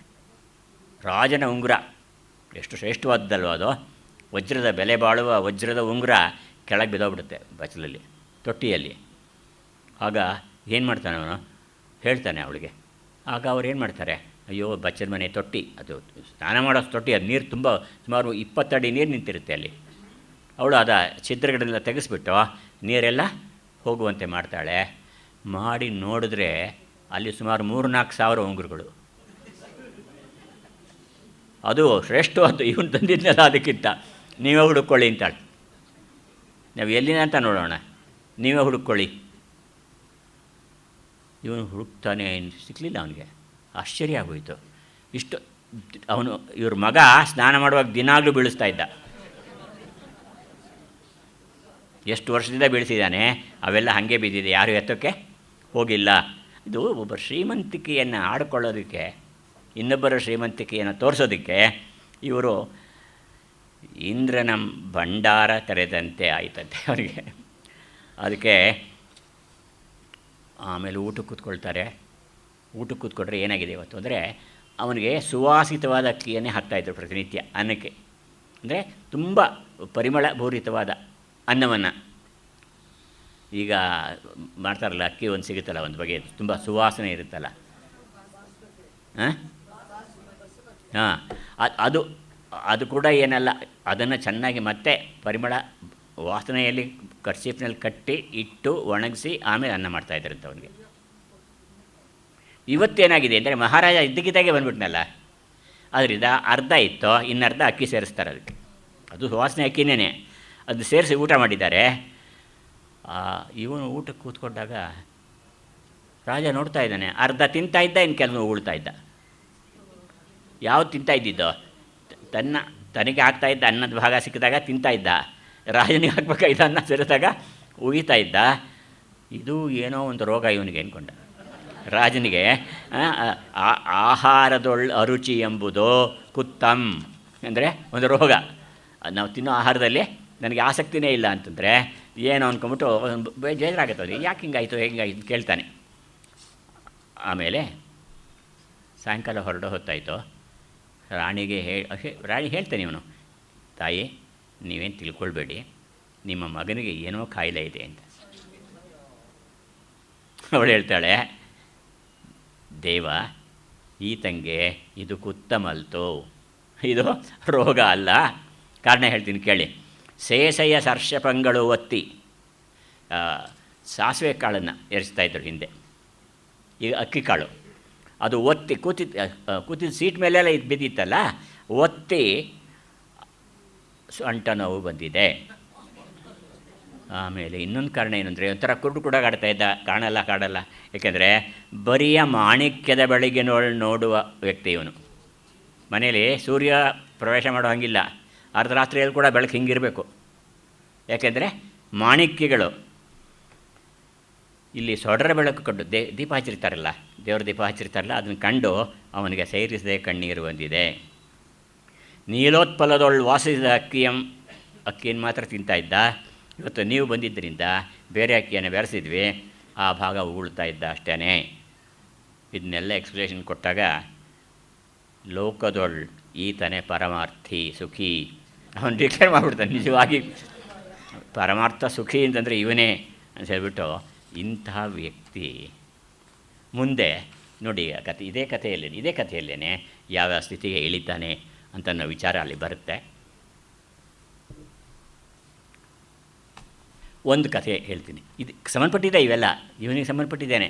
ಕೊನೆಯಲ್ಲಿ ಅವನು ಬಂದು ಅವನೇನೆ ವಾಯುಭೂತಿ ಅಗ್ನಿಭೂತಿ ಅಂತ ಇಬ್ಬರು ಇರ್ತಾರೆ, ಅವ್ರ ವಿಚಾರಕ್ಕೆ ಆಮೇಲೆ ಬರ್ತೀನಿ ನಾನು. ವತ್ಸನಾಡು ಅಂತ ಒಂದು ಊರು, ರಾಜ್ಯ. ಅಲ್ಲಿ ಕೌಶಂಬಿಪುರ. ಅಲ್ಲಿ ಅತಿಬಲ ಅಂತ ಒಬ್ಬ ಮಹಾರಾಜ, ಅವನ ಹೆಂಡತಿ ಮನೋಹರಿ ಅಂತ. ಅವರ ಊರಿನಲ್ಲಿ ರಾಜ್ಯದಲ್ಲಿ ಸೋಮಶರ್ಮ ಅಂತ ಒಬ್ಬ ಮಂತ್ರಿ, ಇದು ಜ್ಞಾಪಕ ಇಟ್ಕೋಬೇಕು ನೀವು. ಸೋಮಶರ್ಮ ಅಂತ ಒಬ್ಬ ಮಂತ್ರಿ, ಮಹಾಪಂಡಿತ ಅವನು. ಅವನು ರಾಜನಿಗೆ ತುಂಬ ಬೇಕಾದವನಾಗಿದ್ದ. ಅರಮನೆಯಲ್ಲಿ ಏನೇನು ವಿದ್ಯೆ ಕಲಿತಿದ್ದ ಅನ್ನೋ ವಿಚಾರ ಬರುತ್ತೆ, ನಾನು ಹೇಳ್ತೀನಿ ಏನೇನು ಹೇಳ್ಕೊಡ್ತಾ ಇದ್ರು ಅಂತ. ಸಿಲೆಬಸ್ ಹೇಳ್ತೀನಿ ನಾನು ಇವಾಗ.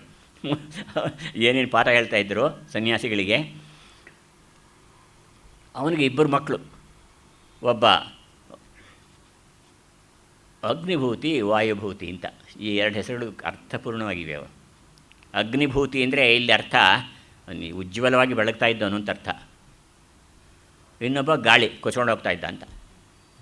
ಇಬ್ಬರು ಅಂಟವನ್ನು ನೋಡಿ, ಒಂದೇ ತೊಟ್ಟು ಎರಡು ಹುಟ್ಟು ಅಲ್ವಾ? ಒಂದೇ ತೊಟ್ಟು ಎರಡು ಹುಟ್ಟು, ಇದರ ಬಗೆ ನನಗೆ ಪೇಳ್ವರಾರ್. ಅರಿಯಲು ಹೂ ಬಲು ಸರಳ, ಪುತಿನ ಹೇಳ್ತಾರೆ, ಅರಿಯಲು ಹೂ ಬಲು ಸರಳ, ಬಲ್ಲೆವೆ ಮುಳ್ಳಿನ ಹುರುಳ.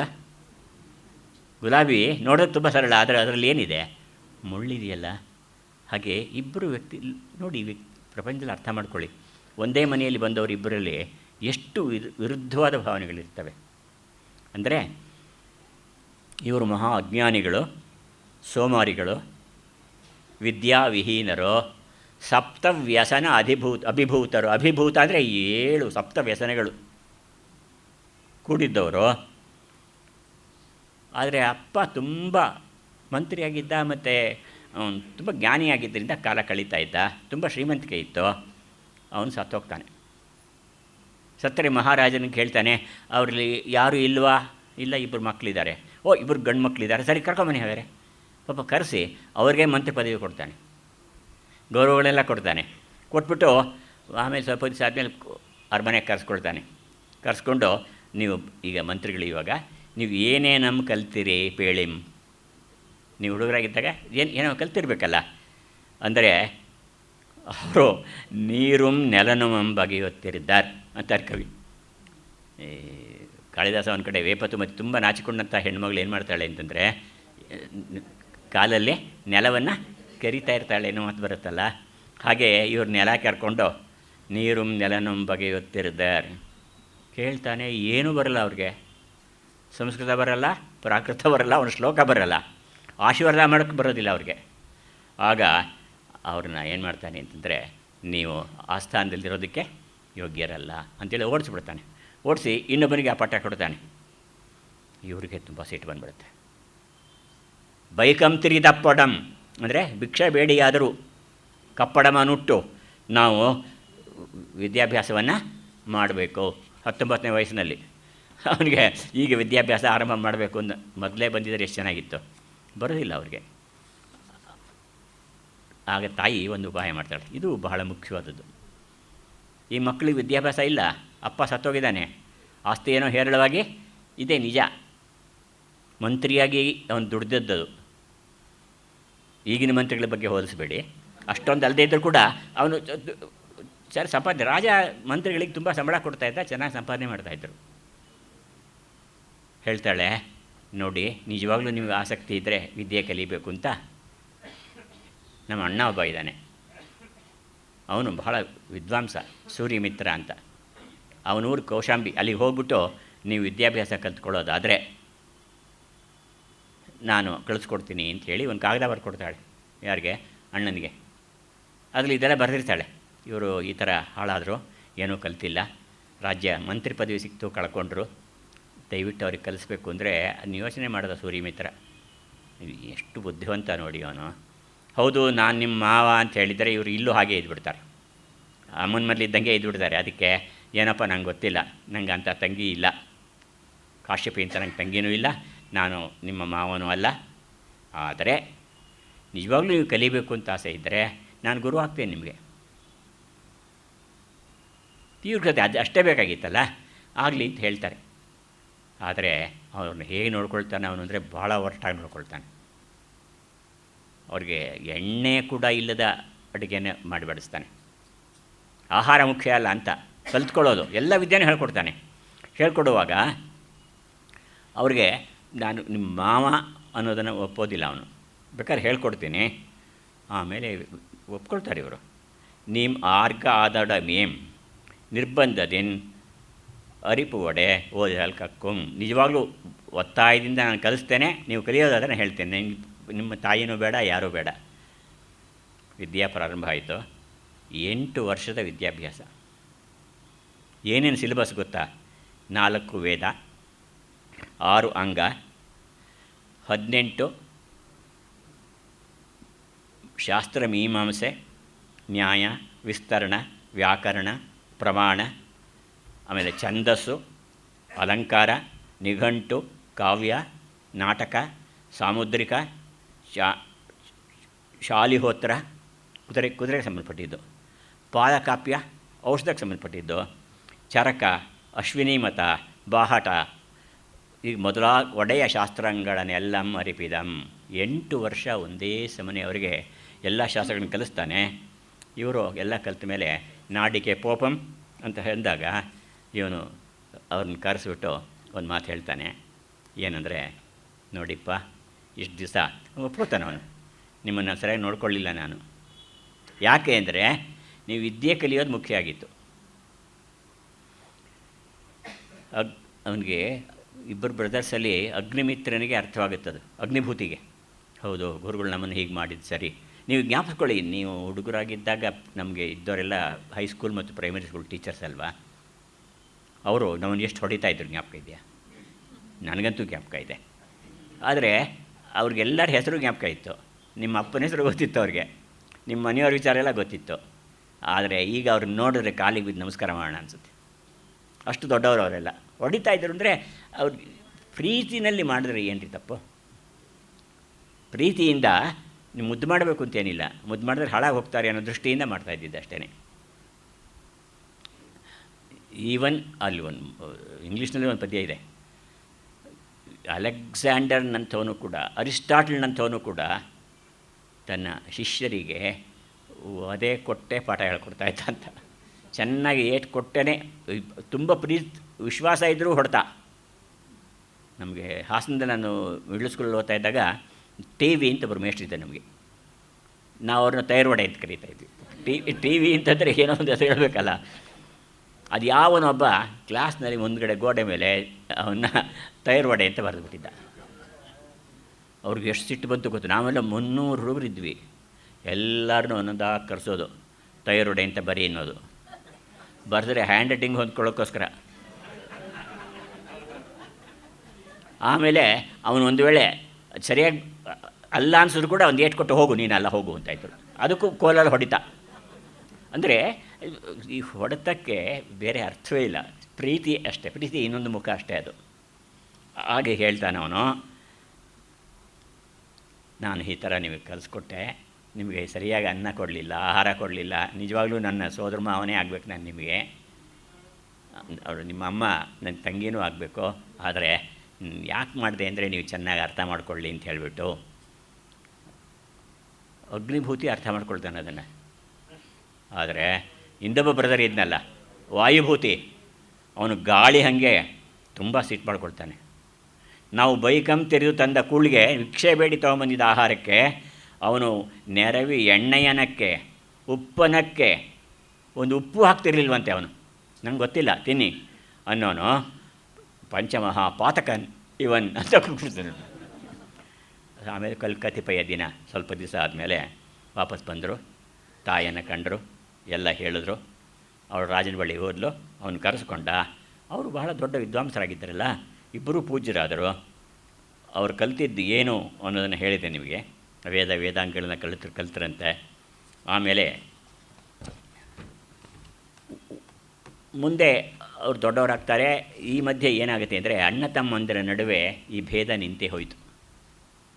ಈ ಕಡೆ ಸೂರ್ಯಮಿತ್ರನಿಗೆ ಬನ್ನಿ, ಮತ್ತೆ ಇವ್ರಿಗೆಲ್ಲ ಪಾಠ ಹೇಳಿಕೊಟ್ಟು ಕಳಿಸ್ಬಿಟ್ಟ. ಅವನು ಕಳಿಸಿದ ಮೇಲೆ ಅವನು ರಾಜನ ಮಂತ್ರಿ ಆಗಿದ್ನಲ್ಲ, ಒಂದು ಸಲ ಅವನು ಹೊಳೆ ಹತ್ರ ಹೋಗ್ತಾನೆ, ಪ್ರಕೃತಿಯನ್ನು ನೋಡ್ಕೊಂಡು ಕೂತ್ಬಿಟ್ಟಿರ್ತಾನೆ, ಕೈ ತೊಳ್ಕೊಂಡು ಬರ್ತಾನೆ.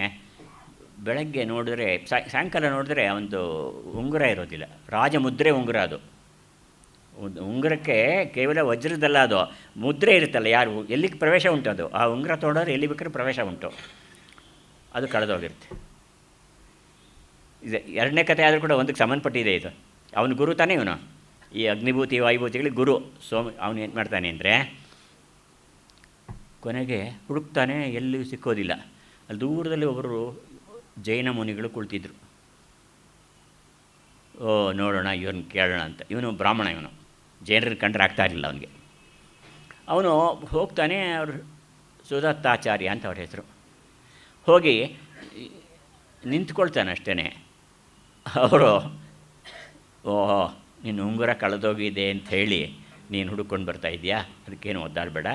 ಈ ಕೊಳದಲ್ಲೇ ನೀನು ಕೈ ತೊಳ್ಕೊಳ್ಳುವಾಗ ಕೆಳಗೆ ಬಿದ್ದೋಗಿದೆ, ಅದು ತಾವರೆ ಹೂವಿನ ಮೇಲೆ ಬಿದ್ದಿದೆ. ಆ ತಾವರೆ ಇವಾಗ ಮುಚ್ಕೊಂಬಿಟ್ಟಿದೆ, ಕತ್ಲೆ ಆಯ್ತಲ್ಲ, ಮುಚ್ಕೊಂಡಿದೆ. ನಾಳೆ ಬೆಳಗ್ಗೆ ಬಂದು ಅದನ್ನು ತಗೋ ಅಂತ ಹೇಳ್ತಾರೆ. ಇವನಿಗೆ ಆಶ್ಚರ್ಯ ಆಗೋಯಿತು. ನಾನು ಏನು ಅಂತ ಕೇಳೇ ಇಲ್ಲ. ಅವರಾಗೆ ಹೇಳಿದ್ರಲ್ಲ, ಆಯಿತು ಅದರಂತೆ ಮಾಡ್ದ. 4 ಜನ ಅವನಿಗೆ ಕಾವಲುಗಾರರು 16 ಜನ ಅಲ್ಲೇ ಕೂರಿಸ್ತಾನೆ, ಇಲ್ಲೇ ಇರಿ ರಾತ್ರಿ ಎಲ್ಲ ಅಂತಾನೆ. ಬೆಳಗ್ಗೆ ಬರ್ತಾನೆ, ಒಂದು ಸೂರ್ಯೋದಯ ಆದಮೇಲೆ ಅಲ್ಲಿ ಹುಡುಕಿಸ್ತಾನೆ, ಅಲ್ಲಿ ಸಿಗುತ್ತೆ. ರಾಜನಿಗೆ ಕೊಟ್ಬಿಟ್ರು. ಅವನು ರಾಜನಿಗೆ ತೊಗೊಂಡಾಗ ಏನು ಕೊಟ್ಟ, ಏನು ಮಾಡಬೇಕು ಅದೆಲ್ಲ ಮಾಡಿಕೊಂಡ. ಆಮೇಲೆ ವಾಪಸ್ ಆಚಾರ್ಯ ಹತ್ರ ಬರ್ತಾನೆ ಸುಧರ್ಮಾಚಾರ್ಯ. ಯಾಕೆ ಅಂದರೆ ನಾನು ತಿಳ್ಕೊಬೇಕಿದ್ದನಂತ. ಇದು ಜೈನರಲ್ಲಿ ಮನಃಪರ್ಯಯ ಜ್ಞಾನ ಅಂತ ಒಂದಿದೆ. ಮನಃಪರ್ಯಯ ಅಂತಂದರೆ ನೀವು ಎದುರುಗಡೆ ಒಬ್ಬನ ಕೂರಿಸ್ಕೊಂಬಿಟ್ರೆ ಅವನ ಮನಸ್ಸು ನಿಮ್ಮ ಮೇಲೆ ಎಂಟರ್ ಆಗಿಬಿಡುತ್ತೆ. ನೀವು ನಿಮ್ಮ ಅಂತರಂಗದಲ್ಲಿ ಏನೇನು ನಡೀತಾ ಇದೆಯಲ್ಲ ಅವನಿಗೂ ಗೊತ್ತಾಗುತ್ತೆ. ಇದು ಭಾಳ ಆಶ್ಚರ್ಯ ಇದು. ಈ ಮನಃಪರ್ಯಯ ಜ್ಞಾನ ನಾನು ಕಲ್ತ್ಕೋಬೇಕು ಅಂತ ಇವನಿಗಿಷ್ಟ. ಇನ್ನಷ್ಟು ಜನ ಆಟ ಆಡಿಸ್ಬೋದಲ್ಲ, ತಿಳ್ಕೊಬೋದು ಅಂತ ಹೇಳಿಬಿಟ್ಟು. ಇಲ್ಲಿ ನೋಡಿ ನಿಜವಾಗೂ ಆಶ್ಚರ್ಯ ಪರಂಪರೆ ಇಲ್ಲಿ.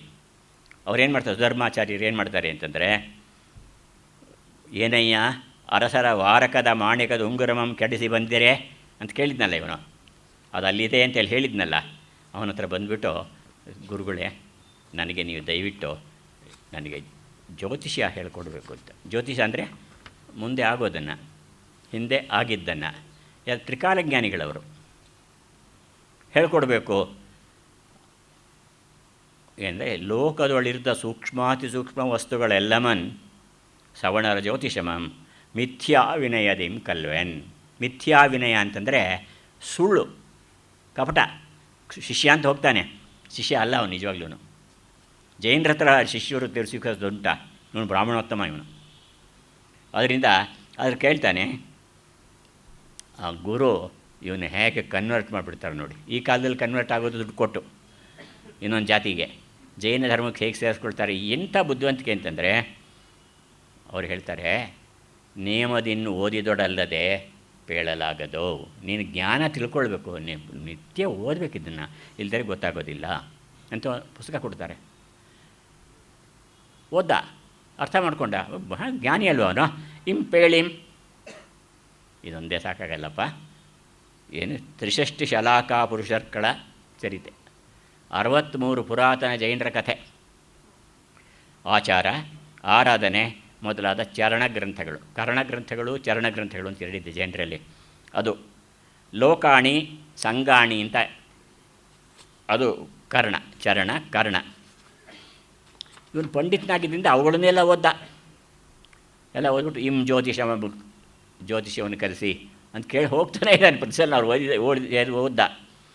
ಇನ್ನೊಂದು ಅಧಿಕಾರ ಕರೆಯೋದಕ್ಕಿದೆಯಪ್ಪ, ಕೊನೆಯದು ಅವುಗಳನ್ನ ಓದಿ ಕೇಳಿ ನೀನು ಚೆನ್ನಾಗಿ ಅರ್ಥ ಮಾಡ್ಕೊಂಡ್ಮೇಲೆ ಅದನ್ನ ಹೇಳ್ಕೊಡ್ತೀನಿ ಅಂತಾರೆ. ಇಷ್ಟಾದಮೇಲೆ ಅದನ್ನೂ ಕಲ್ತ್ಬಿಡ್ತಾನೆ ಅವನು. ಅದನ್ನೂ ಕಲ್ತ್ಕೊಂಡು ಶಿಷ್ಯ ಆಗೋದಕ್ಕೆ ಯೋಗ್ಯನಾದ ಅವನು. ತಾನು ಆಗ ಅವನಿಗೆ ಜ್ಞಾನ ಬರುತ್ತೆ, ನಾನು ಗುರುಗಳಿಗೆ ಮೋಸ ಮಾಡಿ ಬರೀ ಕಲ್ತ್ಕೊಳ್ಳೋಕೆ ನೋಡೋದ್ನಲ್ಲ, ವ್ಯಾಪಾರದ ವಸ್ತು ಅಲ್ಲ ವಿದ್ಯೆ ಅನ್ನೋದು ಯಾವಾಗಲೂ. ಸುಮ್ಮನೆ ಇವನಿಂದ ಕಲ್ತ್ಕೊಂಡು ಇನ್ಯಾರಿಗೋ ಪ್ರಯೋಗ ಮಾಡಿ ಮೋಸ ಮಾಡೋದಲ್ಲ. ಅದರಿಂದ ಅವನ ಪರಮ ವೈರಾಗ್ಯ ಬಂತು ಅವನಿಗೆ. ಆಮೇಲೆ 12 ವರ್ಷ ಗುರು ಸೇವೆ ಮಾಡ್ತಾನೆ. ಅನಂತರ ಗುರುವಿನಂತೆ ಏಕವಿಹಾರಿಯಾಗಿ ಹೋಗ್ತಾನಂತೆ. ಏಕವಿಹಾರಿ ಅಂದರೆ ಜೈನ ಸನ್ಯಾಸಿಗಳು ತಮ್ಮ ಶಿಷ್ಯವೃತ್ತಿಯನ್ನು ತಗೊಂಡವರು ಏನು ಮಾಡ್ತಾರೆ ಅಂದರೆ, ಜನ ಇದೆ, ಗ್ರಾಮಂ ಏಕರಾತ್ರಂ, ಒಂದು ರಾತ್ರಿ ಗ್ರಾಮದಲ್ಲಿರಬೇಕು.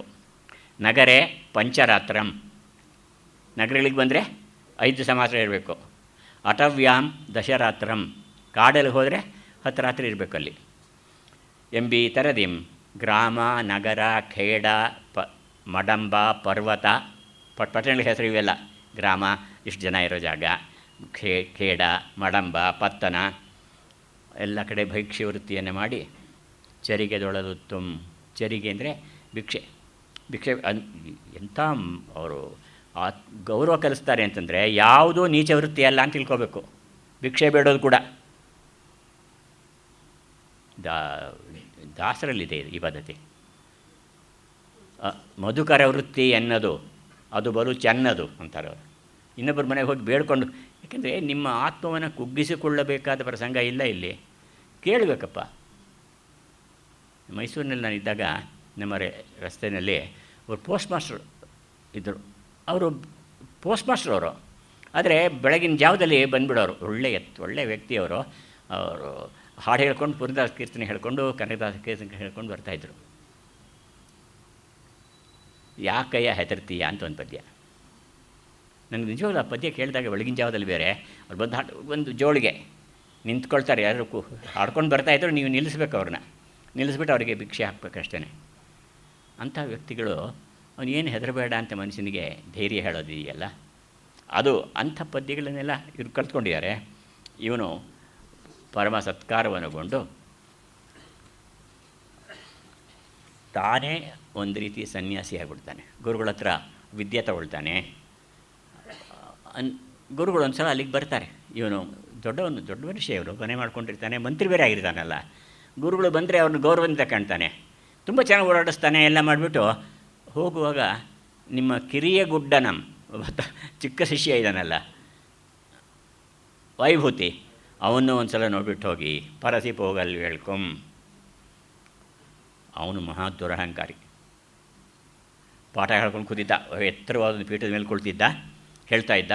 ಇವರು ಬಂದಿದ್ದನ್ನು ನೋಡಿದ್ರೆ ಅವನು ಗುರುಗಳನ್ನು ನೋಡಿಯೂ ಹೇಳಲಿಲ್ಲ, ಬನ್ನಿ ಅನ್ನಲಿಲ್ಲ, ನಮಸ್ಕಾರ ಮಾಡಲಿಲ್ಲ. ಅಷ್ಟಾದರೂ ಪರವಾಗಿರಲಿಲ್ಲ. ಅಶುಚಿಗಳು ಇವರು ಜೈನರು, ಅಶುಚಿಗಳು, ಮಲಗ್ರಸ್ತರ್. ಹಾಗೆಯೇ ಎಂದಪ್ಪಡಂ ಮಿಂದು ಅರಿಯರ್, ಸ್ನಾನ ಮಾಡಿದವರೇ ಅಲ್ಲ. ಈ ಕೊಳಕ ದೇಹಕ್ಕೆ ಸ್ನಾನ ಯಾಕೆ ಅಂತ ನಮ್ಮ ಗುರುಗಳೊಬ್ಬರು ಇದ್ದರು. ಮುಖ ತೊಳ್ಕೊಳ್ತೀರಾ ಅಂತ ಕೇಳಿದ್ರೆ, ಏನು ತೊಳ್ಕೊಂಡ್ರೆ ಏನಾದ್ರು ಇಂಪ್ರೂವ್ ಆಗುತ್ತಾ ಅಂತ ಕೇಳೋರು. ಆಯ್ತಪ್ಪ ನೀನು ಹೇಳ್ತೀಯ ಅಂತ ತೊಳ್ಕೊಂಬರ್ತೀನಿ, ತೊಳೆದಂತೆ ನಾನು ಇಂಪ್ರೂವ್ ಆಗುತ್ತಾ ಮುಖ ಅಂತ ಕೇಳೋರು. ನೀರು ಹಾಳಾಗುತ್ತೆ ಅಂದೆ ನಾನು ಒಂದು ಸಲ. ಅದಕ್ಕೆ ನೀವು ತೊಳ್ಕೊಂಡ್ರೆ ನೀರು ಹಾಳಾಗುತ್ತೆ, ಪರವಾಗಿಲ್ಲ ತೊಳ್ಕೊಂಡು ಬನ್ನಿ ಅಂತ. ಅದಕ್ಕೆ ಜೈನ ಸನ್ಯಾಸಿಗಳು ಮಲಧಾರಿಗಳಂತ ಕಕ್ಕಸ್ ಬಂದರೆ ತಡ್ಕೊಂಬಿಡ್ತಾರೆ ಅವರು, ಹೋಗೋದಿಲ್ಲ, ಕಕ್ಕಸ್ಗೂ ಹೋಗೋಲ್ಲ. ಸ್ನಾನ ಮಾಡಬೇಕಂತಿಲ್ಲ. ಈ ದೇಹಕ್ಕೆ ಎಷ್ಟು ಸ್ನಾನ ಮಾಡಿದ್ರು ನಾಳೆ ಮತ್ತೆ ಕೊಳೆ ಆಗುತ್ತೆ ತಾನೆ. ಅದರಿಂದ ಬೇಕಾಗೇ ಇಲ್ಲ. ಕೊಳಕನಾಗಿರೋದ್ರಲ್ಲೇ ಒಂದು ಆನಂದ ಇದೆ ಅಂತ. ಒಬ್ಬ ಮಹಾ ಕೊಳಕ ಒಬ್ಬ ಇದ್ದಂತೆ. ಬೇಂದ್ರೆ ಅವನ್ನ ಉದ್ಧಾರ ಮಾಡಬೇಕು ಅಂತ ಭಾಳ ಜನ ಪ್ರಯತ್ನ ಪಟ್ಟರಂತೆ. ಕೊನೆಗೆ ಒಂದು 4 ಡಬ್ಬ ಎಣ್ಣೆ ತರಿಸ್ತಾರೆ, ಅದು ಇಷ್ಟೆತ್ತರ ಡಬ್ಬದಲ್ಲಿ ಹರಳೆಣ್ಣೆ. ಆಮೇಲೆ ಜೊತೆಗೆ ಒಂದು 6 ಡಬ್ಬ ಸೀಗೆ ಪುಡಿ, ಒಂದು 8 ಹಂಡೆಲಿ ನೀರು, ಬಿಸಿನೀರು. ಇಷ್ಟೆಲ್ಲ ಮಾಡಿಸಿದ್ರೆ ಅವನಿಗೆ ಸ್ನಾನ ಮಾಡಿಸಿ 6 ಜನ ಸೇರಿಕೊಂಡು ಬಕೆಟ್ಗಟ್ಟಲೆ ನೀರನ್ನು ಹುಯ್ದು 8 ಹಂಡೆ ನೀರೆಲ್ಲ ಹುಯ್ದ ಮೇಲೆ, ಸೀಗೆ ಪುಡಿಲಿ ತಿಕ್ಕಿದ ಮೇಲೆ, ಎಣ್ಣೆ ಹಚ್ಚಿದ ಮೇಲೆ, ತಿಕ್ಕಿದ ಮೇಲೆ ಅವನ ಮೈಯೊಳಗೆ ಒಂದು ಬನಿಯನ್ ಕಾಣಿಸ್ತದೆ.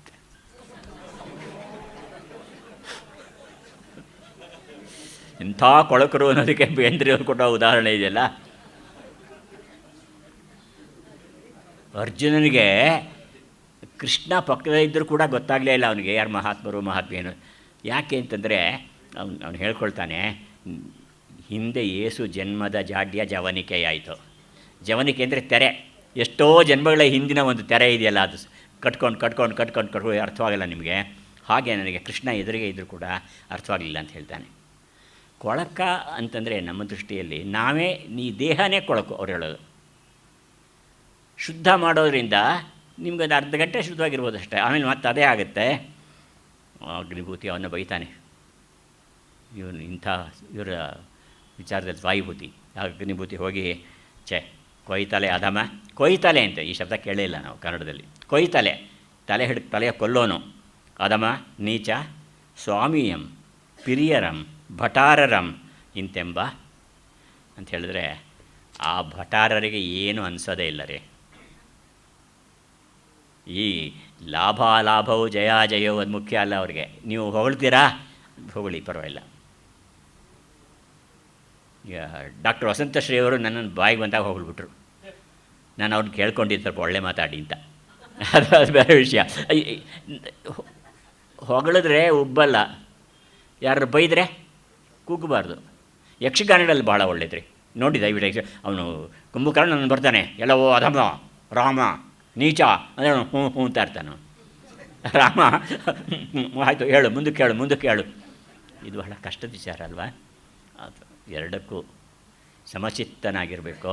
ಅವನು ಹೇಳ್ತಾನೆ, ನೋಡಪ್ಪ ಯಾತಕ್ಕೆ ಇದೆಲ್ಲ ಮಾಡೋದು ಬೇಡ ಅಂತ ಹೇಳಿಬಿಟ್ಟು, ಪ್ರಾಣಹೃತ ಒಂದು ಶ್ಲೋಕ ಇದೆ ಸಂಸ್ಕೃತ, ನಾನು ಹೇಳೋಕ್ಕೆ ಇಷ್ಟಪಡೋದಿಲ್ಲ, ಅದನ್ನು ಇರಲಿ. ಆಕೃಷ್ಟ ಏವ ವಚಸ ನತು ತಾಡಿತೋಸ್ಮಿ ಸಂತಾಪಿತೋಸ್ಮಿ ನತು ಮೇ ಹೃತಮುತ್ತಮಂಗಳಂ ಪ್ರಾಣಹೃತಾ ಜೋ ಸಮಭಾವಹಿ ಪೆಚ್ಛೈ ಸೋ ಸಮಣ ಸೋ ಈ ಪವ್ವಯಿವೋ. ಆ ಪ್ರಾಕೃತದಲ್ಲಿ ನನಗೆ ಪ್ರಾಕೃತ ಬರೋದಿಲ್ಲ ಅಷ್ಟೊಂದು, ಆದರೆ ಅವ್ರ ಜೊತೆಗೆ ಫೋರ್ಸ್ ಇದೆಯಲ್ಲ, ಅದು ನಿಜವಾಗಿ ಅವ್ರು ಕೊನೆಗೆ ಹೊರಟೋಗ್ತಾರೆ. ಗುರುಗಳು ಏನು ಅಂದ್ಕೊಳ್ಳೋದೇ ಇಲ್ಲ, ಹೊರಟೋಗ್ತಾರೆ. ಆದರೆ ಈ ವಾಯುಭೂತಿ ಇಷ್ಟು ಅನ್ಯಾಯ ಮಾಡಿದ್ದು ಅಗ್ನಿಭೂತಿಯ ಹೆಂಡತಿಗೆ ಹಿಡಿಸಲಿಲ್ಲ. ಗುರುಗಳೇನು ಮಾಡ್ತಾರೆ, ಪಾಪ ಅವಮಾನ ಆಯಿತು ಅಂತ ಅವನು ಹೊರಟೋಗ್ತಾನೆ, ಅಗ್ನಿಭೂತಿನ ಅವ್ರ ಜೊತೆ ಹೊರಟೋಗ್ತಾನೆ. ಅವನ ಹೆಂಡತಿಗೆ ಸಿಟ್ಟು ಬಂದುಬಿಡುತ್ತೆ, ಇವನ ಹತ್ರ ಬರ್ತಾಳೆ. ಇಷ್ಟಕ್ಕೂ ಮನೆಯವಂತಾನೆ ಅವನು. ಅದಕ್ಕೆ ನನ್ನ ಗಂಡನ ತಮ್ಮ ಅಲ್ವ ಇವನು, ಹೇಳ್ಬಿಟ್ಟು, ನೀಚ ನೀನು ಅವ್ರಿಗೂ ಅವಮಾನ ಮಾಡಿದೆ, ನೀನು ಯಾಕೆ ಇಂಥ ಕೆಲಸ ಮಾಡ್ತಿದ್ದೀಯಾ, ಇದು ಯಾವಾಗ ಕಲ್ತ್ಕೊಳ್ತೀಯ ನೀನು ಅಂತ ಹೇಳಿದ್ರೆ ಅವನೇನು ಮಾಡ್ತಾನೆ ಗೊತ್ತಾ, ಅವಳನ್ನು ಬಾಯಿಗೆ ಬಂದಾಗ ಬೈದು ಹೊಡೆದು ಜುಟ್ಟು ಹಿಡಿದು ಮನೆಯಿಂದ ಆಚೆ ಕಳಿಸ್ಬಿಡ್ತಾನೆ. ನನ್ನಂತೀಯ ನೀನು ಹೋಗು ಅವನು ಹಿಂದೇನೆ ಅಂತೇಳಿ ಓಡಿಸ್ಬಿಡ್ತಾನೆ. ಆಗ ಅವಳು ಪ್ರತಿಜ್ಞೆ ಮಾಡ್ತಾಳೆ, ಏನಂದರೆ, ನಾನು ನಾಯಿ ನರಿಯಾಗಿ ಹುಟ್ಟಿ ಬಂದು ನೀನು ರೋಗದಿಂದ ನರಳುವಂತೆ ಮಾಡಿ ನಿನ್ನ ಕೈಕಾಲುಗಳನ್ನು ಕಿತ್ತು ತಿನ್ನೋ ಹಾಗಾಗಲಿ, ಇದು ಯಾರು ಶಾಪ ಕೊಡುವಾಗಲೂ ನಿಮ್ಮನ್ನು ಬೈಕೊಳ್ಳೋದೆ, ನಾನು ಆ ಥರ ಬಂದು ನಿನ್ನ ಕಾಲನ್ನು ಕಿತ್ತು ತಿಂದು ನನಗೆ ಎಷ್ಟು ಅವಮಾನ ಮಾಡಿದ್ಯಾ ಅಂಥೇಳಿ ಹೊರಟೋಗ್ತಾಳೆ ಅನ್ನೋ ಮಾತು ಬರುತ್ತೆ. ಹೆಚ್ಚು ಆ ಭಾಗಕ್ಕೆ ಹೋಗೋದಿಲ್ಲ ನಾನು. ಆ ಹೊಡೆದು ಹಿಂಸಿಸಿ ಆ ಕಡೆ ಕಳಿಸಿದ ಮೇಲೆ ನಿನ್ನ ಗಂಡನ ಬಳಿಗೆ ಹೋಗು ಅಂತಂದಾಗ, ಜನ್ಮಾಂತರದೊಳ್ ನಾಯಿ ನರಿಯಾಗಿ ಪೊಡಂ ಬಂದು ಮಕ್ಕಳು ತಿಂಬೆಣ್, ನನ್ನ ಮಕ್ಕಳ ಜೊತೇಲಿ ಬಂದು ನೀನು ನನ್ನ ತಿಂತೇನೆ. ಇದು ಹೀಗೆ ಹೇಳ್ಕೊಳ್ತಾನೆ. ಈ ಕಡೆ ಅಗ್ನಿಭೂತಿ ಏನಾದ ನೋಡಿ, ಅವನಿಗೆ ತನ್ನ ಗುರುಗಳನ್ನು ಬೈದುಬಿಟ್ನಲ್ಲ ಇವನು ತಮ್ಮ ಅಂತ ಬೇಜಾರಾಯಿತು. ಅದಕ್ಕೆ ಅವನು ಅವ್ರ ಜೊತೆಯಲ್ಲಿ ಹೋದ. ಯಾಕೆಂದರೆ ವಾಯುಭೂತಿ ಏನೇನು ಬೈದಿದೆ ಗೊತ್ತಾ? ಬೈಗಳ ತಿಳ್ಕೊಬೇಕು ನೀವು ಇದನ್ನು. ಒಂದು ಪಟ್ಟಿ ಇದೆ, ಒಂದು ಪದ್ಯದಲ್ಲಿ ಇಡೀ ಪದ್ಯದಲ್ಲಿ ಬೈತಾನೆ. ಏನಂತ? ಕುಲಹೀನಂ ದೀನಮಾನಂ ಪರಿಭವ ವಿಭವಂ ದುಷ್ಕೃತಂ ಪಾಪಕರ್ಮಂ ಮಲಿನಂ ದುರ್ಗಂಧಗಂಧಂ ಜಡಮತಿ ಕಿವುಡಂ ಪಂಗಂ ಮೂಕಂ ಕರಂ ನಾಣಿಲಿ. ನಾಣಿಲಿಂದ ನಾಚಿಕೆ ಇಲ್ದವನು ಅಂತ. ಮೂಗಿಲಿ ಅಂತೀವಲ್ಲ ನಾವು, ಮೂಗಿಲ್ಲದ ಇಲಿ ಅಂದರೆ ಇಲ್ಲದ ಅಂತ ಅರ್ಥ. ಮೂಗಿಲಿ ಅಂದರೆ ಅದು. ಪಾಂಬಂ ಪಂದೆ ಲೋಭಂ ಖಳನ್ ಅಳಿಕಮನಂ ವಂಚಕಂ ನಿತ್ಯ ರೋಗಾಕುಳನ್. ಇಷ್ಟೊಂದು ಇವನು ಬೈತಾ ಇರೋದು ಅವನ್ನ. ಆಮೇಲೆ ಇವನಿಗೇನಾಯಿತು ನೋಡಿ, ಯೋಚನೆ ಮಾಡಿ. ಗುರುಗಳನ್ನು ಅಷ್ಟು ಬಾಯಿ ಬಂದಾಗ ಅಂದು ಅಹಂಕಾರದಲ್ಲಿ ಠೇಂಕಾರದಲ್ಲಿ ಮೆರೆದವನಿಗೆ ಆನೆಯನ್ನೇರಿಕೊಂಡು ಬಂದಿರೆ ನೀವು, ಕುದುರೆಯನ್ನೇರಿಕೊಂಡು ಬಂದಿರೆ ನೀವು ಅಂತ ಬಸವಣ್ಣವ್ರು ಹೇಳ್ತಾರಲ್ಲ. ಏನಾಯ್ತಪ್ಪ, ಏನಾಗುತ್ತೆ ಕೊನೆಗೆ? ಏನು ಇಲ್ಲ ಸ್ಥಿತಿಗೆ ಬರ್ತೀರಿ? ಅವನಿಗೆ ಔದುಂಬರ ಕುಷ್ಠಂ, ಮಹಾಕ್ರೂರವಾದ ಕ್ಯಾನ್ಸರ್ ಅದು. ಪುಳಿತು ನವೆದು ಸತ್ತಂ, ಹುಳಿತು ಹೋಗ್ಬಿಡ್ತಾನೆ ಅವನು. ಮುಂದಿನ ಜನ್ಮಗಳಲ್ಲಿ ಏನಾಗ್ತಾನೆ ಗೊತ್ತಾ? ಕೌಶಾಂಬಿಪುರದಲ್ಲಿ ಹೆಣ್ಣು ಕತ್ತೆ ಆಗ್ತಾನಂತೆ. ಕತ್ತೆ ಅಂದರೆ ಸಾಕಲ್ವಾ? ಅದೇ ಹೆಣ್ಣು ಕತ್ತೆ ಗಂಡು ಕತ್ತೆ ಅಂತ ಏನು ವ್ಯತ್ಯಾಸ ಇಲ್ಲ ಅದರಲ್ಲಿ. ಭಾರಿಯ ಹೊರೆ ಹೊತ್ತು ಬೆನ್ನೆಲ್ಲ ಹುಳಿತು ಸತ್ತ. ಮುಂದಿನ ಜನ್ಮದಲ್ಲಿ ಮಗದೆಯಲ್ಲಿ ಚಂಪಾನಗರದಲ್ಲಿ ಹೆಣ್ಣು ನಾಯಿ, ಮಾದಿಗರ ಮನೆಯಲ್ಲಿ ಸತ್ತು ನೀಳ ಅಂತ ಒಬ್ಬ ಮಾದಿಗ. ಅಲ್ಲಿ ಮಗಳಾಗಿ ಹೇಗಿರ್ತಾಳೆ ಅಂದರೆ ದುರೂಪೆ ಕೆಟ್ಟ ರೂಪಿ, ದುರ್ವರ್ಣೆ ಕೆಟ್ಟ ಬಣ್ಣ, ದುರ್ಗಂಧೆ, ದುಸ್ವರೆ, ಪುಟ್ಟುಂ ಗುರುಡಿ, ಹುಟ್ಟು ಕುರುಡಿ. ಅವಳು ನೇರಳೆ ಹಣ್ಣನ್ನು ತಿಂತಾ ಇದ್ದಂತೆ. ಅಲ್ಲಿ ಬಿದ್ದಿದ್ದು ಆರಿಸ್ಕೊಂಡು, ಕುರುಡಿ ಬೇರೆ ಆರ್ಸಕ್ಕೆ ಗೊತ್ತಾಗಲ್ವಲ್ಲ, ಅದನ್ನ ಬಾಯಲ್ಲಿ ಊದಿ ಊದಿ ತಿಂತಾ ಇದ್ಲಂತೆ. ಇವನು ಬರ್ತಾನೆ ಒಂದು ಕಡೆ, ಗುರುಗಳು ಬರ್ತಾರೆ ಮತ್ತೆ ಅಲ್ಲಿಗೆ ಹೋಗ್ತಾ ಇರುವಾಗ ಅವ್ರಿಗೆ ಅರ್ಥವಾಗುತ್ತೆ, ಯಾಕೆ ಇವಳ ಬಗ್ಗೆ ನಾನು ಇಷ್ಟೊಂದು ಪ್ರೀತಿ ತೋರಿಸ್ತಾ ಇದ್ದೀನಿ ಅಂಥೇಳಿ ಅನಿಸುತ್ತೆ. ನೋಡಪ್ಪ, ನೀನು ನೀವಿಬ್ಬರು ಸೋದರರು, ಈ ಜನ್ಮದಲ್ಲಿ ಹೀಗಾಗಿದ್ದಾನೆ ಅವನು, ನಿನಗೆ ಅದಕ್ಕೆ ಈ ಥರ ಮನಸ್ಸು ಬಂತು ಅಂತ ಹೇಳಿದ್ದಕ್ಕೆ ಇವನು ಮತ್ತೆ ಆ ಕುರುಡಿ ಹತ್ರ ಹೋಗ್ಬಿಟ್ಟು ಒಳ್ಳೆ ಹಣ್ಣು ತೊಗೊಂಡು ಹೋಗ್ಬಿಟ್ಟು, ನೀನು ನನ್ನ ಸೋದರ ವಾಯುಭೂತಿ ಅಂತ ಹೇಳಿಬಿಟ್ಟು ಗುರುಗಳನ್ನು ನಿಲ್ಲಿಸಿ ಈ ಸ್ಥಿತಿಯೆಲ್ಲ ಬಂತು, ಅದರಿಂದ ನೀನು ಹೀಗಾಗಿದ್ದೀಯಾ, ನಿನಗೆ ಒಳ್ಳೆಯದಾಗಲಿ ಅಂಥೇಳಿ ಒಳ್ಳೆ ಮಾತು ಹೇಳಿದ್ದರಿಂದ ಅವಳು ಮುಂದಿನ ಜನ್ಮದಲ್ಲಿ ನಾಗಶ್ರೀ ಅಂತ ಅವಳು ಹುಡುಗಿಗೆ ಹುಟ್ಟುತ್ತಾಳೆ. ಕತೆ ಮುಗಿಯಲ್ಲ ಇಲ್ಲಿಗೆ. ಅವಳು ನಾಗಶ್ರೀ ಅಂಥೇಳಿ ಹುಡುಗಿಯಾಗಿ ಹುಟ್ಟುತ್ತಾಳೆ. ಸೋಮಶರ್ಮ ಭಟ್ಟ ತ್ರಿವೇದಿ ಎಂಬ ಮಗಳಿಗೆ, ಯಾಕೆ ನಾಗಶ್ರೀ ಅಂದರೆ ನಾಗದೇವರಿಗೆ ಹರಕೆ ಕೊಟ್ಟು ಪಡೆದ ಮಗಳಂತೆ ಅವಳು. ನಾಗರಿಗೆ ಹರಸಿ ಪಡೆದ ಮಗಳಾದ್ದರಿಂದ ಈ ಸೂರ್ಯಮಿತ್ರ ಮತ್ತು ಅಗ್ನಿಮಿತ್ರ ಓಡಾಡ್ತಾನೆ ಇದ್ದಾರೆ. ಅವರು ಚಂಪಾನಗರಕ್ಕೆ ಬಂದಿದ್ದಾರೆ ಅಂತ ಗೊತ್ತಾಯಿತು. ಈ ನಾಗಶ್ರೀ ಅನ್ನೋಳು ಅವರ ಹತ್ರ ಹೋಗಿ ನನಗೆ ಏನಾದ್ರು ದೀಕ್ಷೆ ಕೊಡಿ ಅಂತಾಳೆ. ಈ ಜೈನರಲ್ಲಿ ಬಹಳ ಮುಖ್ಯವಾದದ್ದು ಅಂದರೆ ಮಹಾವ್ರತಗಳು. ಎಲ್ಲರಿಗೂ ಮಹಾವ್ರತ ಮಾಡೋಕ್ಕೆ ಆಗಲ್ಲ, ಅದಕ್ಕೆ ಅಣುವ್ರತಗಳು ಅಂತ ಕೊಡ್ತಾರೆ. ಅಣುವ್ರತ ಸಣ್ಣ ಸಣ್ಣದು, ಕಳ್ತನ ಮಾಡಲ್ಲ, ಯಾರನ್ನೂ ಕೊಲ್ಲೋದಿಲ್ಲ, ಯಾರಿಗೂ ಹಿಂಸೆ ಈ ಥರದ್ದು 5 ವ್ರತಗಳನ್ನು ಅವ್ರ ಪಾಪ ಇದೇ ಗುರುಗಳು ಕೊಡ್ತಾರೆ. 5 ವ್ರತ ಕೊಟ್ಟರೆ ನಾಗಶ್ರೀ ನಾಗಠಾಣಕ್ಕೆ ಬಂದು ಸೂರ್ಯಮಿತ್ರ ಇವರಿಬ್ಬರನ್ನ ನೋಡಿದ ಕೂಡಲೇ ಅವಳಿಗೆ ಜಾತಿ ಸ್ಮರೆ ಅಂತ ಕರೀತಾರೆ. ಅಂದರೆ ಹಿಂದಿನ ಜನ್ಮದ್ದೆಲ್ಲ ನೆನಪಿಗೆ ಬಂದುಬಿಡುತ್ತೆ. ಈ ಕೂಸೆಂಬುದು ನಿನ್ನ ತಮ್ಮನಕ್ಕುಂ ವಾಯುಭೂತಿಯಕ್ಕುಂ ಅಂತ ಅವ್ರು ಹೇಳ್ತಾರೆ. 5 ವ್ರತಗಳನ್ನು ಕೊಟ್ಟು ಅವಳು ವಾಪಸ್ ಹೋಗ್ತಾಳೆ ಅಮ್ಮನ ಮನೆಗೆ. ಅಪ್ಪ ಬ್ರಾಹ್ಮಣ, ಅವನು ಸೋಮಶರ್ಮ ಸುಮ್ಮನೆ ಬಿಡ್ತಾನೆ. ನೀನು ಜೈನರಿಂದ ಯಾಕೆ ತಗೊಂಡೆ? ಈ ಜಾತಿಯ ಬುದ್ಧಿ ಯಾವ ಕಾಲದಲ್ಲೂ ಮನುಷ್ಯನಿಗೆ ಇದ್ದಿದ್ದು. ಬ್ರಾಹ್ಮಣ ಅಂತಂದರೆ ನಾನು ಭಾಳ ಶ್ರೇಷ್ಠ, ಎಂಬ ಭ್ರಮೆ ಬ್ರಾಹ್ಮಣರಿಗಿರುತ್ತೆ ಅಲ್ವಾ. ಅದಕ್ಕೆ ಯಾಕೆ ತಗೊಂಡೆ ನೀನು? ಪಂಚಮಿ ಎಂದು ನಾಗಠಾಣೆಗೆ ಹೋಗಿ ನಾಗರನರ್ಚಿಸಿ ನಿನ್ನನ್ನು ಪಡೆದೆವು, ನೀನು ಹೀಗೆ ಮಾಡ್ಬೋದೆ ಅಂತ ಹೇಳ್ತಾರೆ. ಕೊನೆಗೆ ವಾಪಸ್ ಕೊಡೋಣ ಬಾ ಅಂತ ಕರೀತಾರೆ. ಇಲ್ಲಿ ಭಾಳ ಮುಖ್ಯವಾದ್ದು, ಮತ್ತು ಆ ಕಥೆಗಳೆಲ್ಲ ಹೇಳಲ್ಲ ನಿಮಗೆ. 5 ವ್ರತಗಳು ತೊಗೊಂಡಿದ್ರಲ್ಲ, ಕಳ್ತನ ಮಾಡಲ್ಲ, ಯಾರನ್ನೂ ಕೊಲ್ಲೋಲ್ಲ, ಪರಹಿಂಸೆ ಮಾಡೋದಿಲ್ಲ, ಇನ್ನೊಬ್ಬರ ಹೆಂಡತಿಯನ್ನು ಬಯಸೋದಿಲ್ಲ, ಇಂಥ ವ್ರತಗಳಿರುತ್ತಲ್ಲ ಸಣ್ಣ ಸಣ್ಣದು. 5 ಕೊಟ್ಟು ಬರೋಣ ಋಷಿಗೆ ನಡಿ ಅಂತಾನೆ ಇವನು ಸೋಮಶರ್ಮ. ಹೋಗ್ತಾರೆ. ದಾರಿನಲ್ಲಿ ಒಬ್ಬನ ಹೇಳ್ಕೊಂಡು ಹೋಗ್ತಾ ಇರ್ತಾರೆ ನೇಣು ಹಾಕೋದಕ್ಕೆ. ಯಾಕೆ ಅಂತ ಕೇಳಿದ್ರೆ ಅವ್ರ ಕಥೆಗಳೆಲ್ಲ ಕೇಳ್ತಾನೆ ಇವನು. ಆ ಕಥೆ ಕೇಳಿದಾಗ ಅಯ್ಯೋ, ಕಳ್ತನ ಮಾಡಿದವ್ರಿಗೆ ಏನೇನು ಗತಿ ಬರುತ್ತೆ, ಆದ್ದರಿಂದ ಗುರುಗಳು ಕೊಟ್ಟಿರೋದು 1 ವ್ರತ ಇರಲಿ, 4 ವಾಪಸ್ ಕೊಡುತ್ತಾನೆ ಇವನು. ಬ್ರಾಹ್ಮಣ ಅಲ್ಲಿಗೂ ಭಾಳ ಬುದ್ಧಿವಂತ ಅವನು. ಆಯಿತು, ಇದು ಅಂತಾನೆ, ಅದೊಂದು ಇಟ್ಕೋ, 4 ವಾಪಸ್ ಕೊಟ್ಟು ಬರೋಣ. ಹೋಗ್ತಾ ದಾರಿಯಲ್ಲಿ ಮತ್ತೊಂದು ಕತೆ. ಈ ಭಾಳ ಸೊಗಸಾದ ಕಥೆಗಳಿವು. ಒಬ್ಬ ಸೊಗಸಾದ ಚಿತ್ರಗಳನ್ನು ಬರೆದು ಆ 3 ಚಿತ್ರಗಳನ್ನು ಹೇಳ್ತಾ ಹೇಳ್ತಾ ಅಕ್ಕಿ ಕದೀತಾ ಇದ್ದಂತೆ. ಹೊಲಕ್ಕೆ ಹೋಗೋದು, ಅವ್ರಿಗೆ ಹೇಳ್ತಾ ಹೇಳ್ತಾ ಕಣ್ಣು ಕಟ್ಟೋದು ಕರೀತಾರಲ್ಲ, ಮಾಯ ಮಾಡಿ ಅದನ್ನ ಕದ್ಕೊಂಬಿಡೋನು. ಅವನು ಸಿಗಾಕೊಡ್ತಾನೆ ಕೊನೆಗೆ. ಅವನಿಗೆ ಈ ಥರ ಅಂದರೆ ಹೌದಾ, ಓಹೋ ಕದಿಯೋದು ತಪ್ಪು. ಅವನು ಹೇಳ್ತಾನೆ ಸೋಮಶರ್ಮ, ಆಯ್ತಮ್ಮ 2ನೇದು ಬಿಟ್ಬಿಡು, ಇನ್ನು 3 ವಾಪಸ್ ಕೊಡೋಣ ಬಾ. ಹೀಗೆ ಹೋಗ್ತಾ 3 ಆಯಿತು, 4 ಆಯಿತು, 5 ಆಯಿತು. ಆಮೇಲೆ ಏನು ಮಾಡ್ತಾನೆ, ಆಯ್ತಲ್ಲ 5 ಇಟ್ಕೋ, ಆದರೆ ಹಾಳಾದ ನಿಂಗೆ ದೀಕ್ಷೆ ಕೊಡನಲ್ಲ, ಅವನು ಬೈದು ಬಿಟ್ಟು ಬರೋಣ ಬಾ ಅಂತಾನೆ. ಮನುಷ್ಯನಿಗೆ ಅಹಂಕಾರ ಅನ್ನೋದು ಹೋಗೋದಿಲ್ಲ. ಕೆಲವು ಹ್ಯಾಬಿಟ್ಸ್ ಡೈ ಹಾರ್ಡ್ ಅಂತಾರೆ. ನನ್ನ ರಾಜಸ್ವಾಮಿ ಹೇಳ್ತಾಯಿದ್ರು, ಹ್ಯಾಬಿಟ್ನಲ್ಲೇ ಇದಿದೆ ಅಂತ. HABIT, ಹೆಚ್ ತೆಗೆದಾಕ್ಬಿಡಿ ಇಷ್ಟರ ಮೇಲೆ, ಎ ಬಿಟ್ ರಿಮೈನ್ಸ್.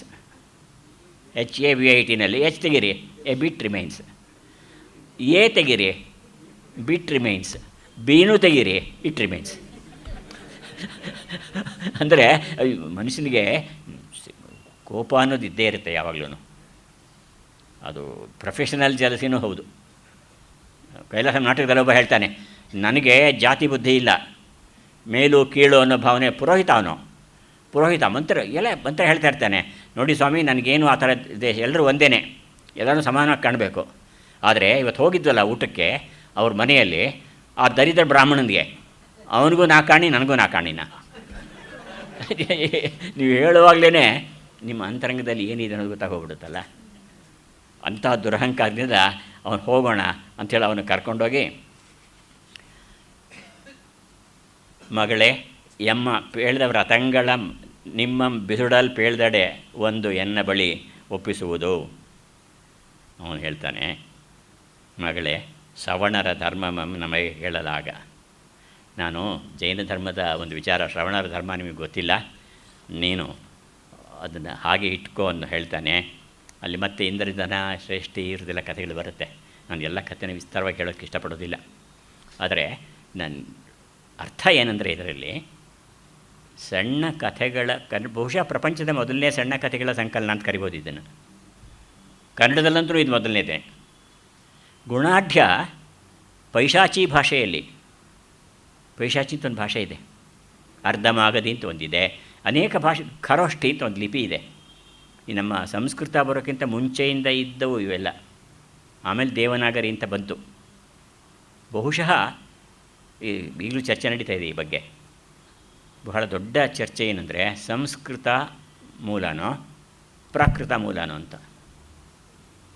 ಎಲ್ಲರೂ ಆಡ್ತಾ ಇದ್ದ ಭಾಷೆ ಪ್ರಾಕೃತ. ಅಲ್ಲೇ ಗೊತ್ತಾಗುತ್ತೆ, ಪ್ರಾಕೃತ ಅಂದರೆ ನ್ಯಾಚುರಲ್ ಅಂತ, ಸಹಜ ಅಂತ, ತಾನೇ ಹುಟ್ಟಿದ್ದು ಅಂತ. ಸಂಸ್ಕೃತ ಅಂದರೆ ಕಲ್ಟಿವೇಟೆಡ್, ರೆಫರ್ಡ್, ಚೆನ್ನಾಗಿ ಸುಧಾರಣೆ ಮಾಡಿದ್ದು, ಕೃಷಿ ಮಾಡಿದ್ದು ಅಲ್ವಾ. ಚೆನ್ನಾಗಿ ಉಜ್ಜಿ ಅದನ್ನ ರತ್ನ ಮಾಡ್ತಾರೆ. ಮೊದಲು ಕಲ್ಲಿದ್ದೇ ಇರುತ್ತೆ. ಸಹಜವಾದ ಹರಳು ಪ್ರಾಕೃತ, ಸಂಸ್ಕೃತ ಆಮೇಲೆ ಆಗಿದ್ದು ಅಂತ. ಈಗಲೂ ನನಗೆ ಆಶ್ಚರ್ಯ ಆಗುತ್ತೆ, ದೊಡ್ಡ ದೊಡ್ಡವರ ಮನೆಗಳಲ್ಲಿ ವಿದ್ವಾಂಸರೆಲ್ಲ ಸಂಸ್ಕೃತ ಮಾತಾಡ್ತಾರೆ, ಅವ್ರ ಹೆಂಗಸರು ಮಾತ್ರ ಪ್ರಾಕೃತ. ಕಾಳಿದಾಸನಲ್ಲೂ ಅಷ್ಟೇ ಅಲ್ವೇ, ಹಳೇ ಭಾಸನ ನಾಟಕಗಳಲ್ಲೂ ಅಷ್ಟೇ, ಹೆಂಗಸರು, ಸಾಮಾನ್ಯರು, ವರ್ತಕರು ಎಲ್ಲರೂ ಪ್ರಾಕೃತ. ವಿದ್ವಾಂಸರು, ದುಷ್ಯಂತ ಮೊದಲಾದವರು ಸಂಸ್ಕೃತ ಮಾತಾಡ್ತಾ ಇರ್ತಾರೆ. ನೀವು ಶಾಕುಂತಲನ ದಯವಿಟ್ಟು ಅಲ್ಲಿರೋ ಹಾಗೆ ಓದಬೇಡಿ, ಟೆಕ್ಸ್ಟ್ ನೋಡಿ, ಮೂಲ ಸಂಸ್ಕೃತ ಟೆಕ್ಸ್ಟ್ ನೋಡಿ, ಹೆಂಗಸರು ಮಾತಾಡೋದು, ಸಾರಥಿ ಮಾತಾಡೋದು ಇವೆಲ್ಲ ಯಾವುದ್ರಲ್ಲಿರುತ್ತೆ? ಪ್ರಾಕೃತ ಭಾಷೆಯಲ್ಲಿರುತ್ತೆ. ಆ ಶೇಡ್ ಕೊಟ್ಟಿರ್ತಾನೆ ಬ್ರ್ಯಾಕೆಟ್ನಲ್ಲಿ, ಛಾಯೆ ಅಂತ ಕರೀತಾರೆ ಅದನ್ನು, ಸಂಸ್ಕೃತದ ನೆರಳನ್ನು ಕೊಟ್ಟಿರ್ತಾನೆ. ಇದನ್ನೆಲ್ಲ ಗಮನಿಸಿದ್ರೆ ಆರಂಭದಲ್ಲಿ ಬಹುಶಃ ಪ್ರಾಕೃತವೇ ಎಲ್ಲರ ಮನೆ ಮಾತಾಗಿತ್ತು. ಮುಖ್ಯವಾಗಿ ಹಾಲನ ಗಾಥಾ ಸಪ್ತಶತಿಯಲ್ಲಿ ಈ ಮಾತು ಬರ್ತದೆ. ಅವನು ಪ್ರಾಕೃತವನ್ನೇ ಯಾತಕ್ಕೆ ಇಷ್ಟೊಂದು ಮೆಚ್ಚಿದ ಅಂತಂದರೆ, ಅವರ ಮನೆಗಳಲ್ಲಿ ಎಲ್ಲ ಹೆಂಗಸರನ್ನು ಬಿಟ್ಟು, ಶೂದ್ರರನ್ನು ಬಿಟ್ಟು ಕೇವಲ ಕೆಲವರು ಮಾತ್ರ ಸಂಸ್ಕೃತ ಮಾತಾಡ್ತಾಯಿದ್ರು. ಅದಕ್ಕೆ ಅವನು ಆರ್ಡರ್ ಮಾಡ್ತಾನೆ, ಇನ್ನು ಮುಂದೆ ಪ್ರಾಕೃತದಲ್ಲಿ ಮಾತಾಡಬೇಕು ಎಲ್ಲರೂ, ನಾನು ಮಾತಾಡ್ತೇನೆ, ಎಲ್ಲರೂ ಮಾತಾಡಬೇಕು, ಈ ಭಾಷೆಯಲ್ಲೇ ಅವನು ಬರೀಬೇಕು ಅಂತ ತೀರ್ಮಾನ ಮಾಡಿಕೊಂಡ.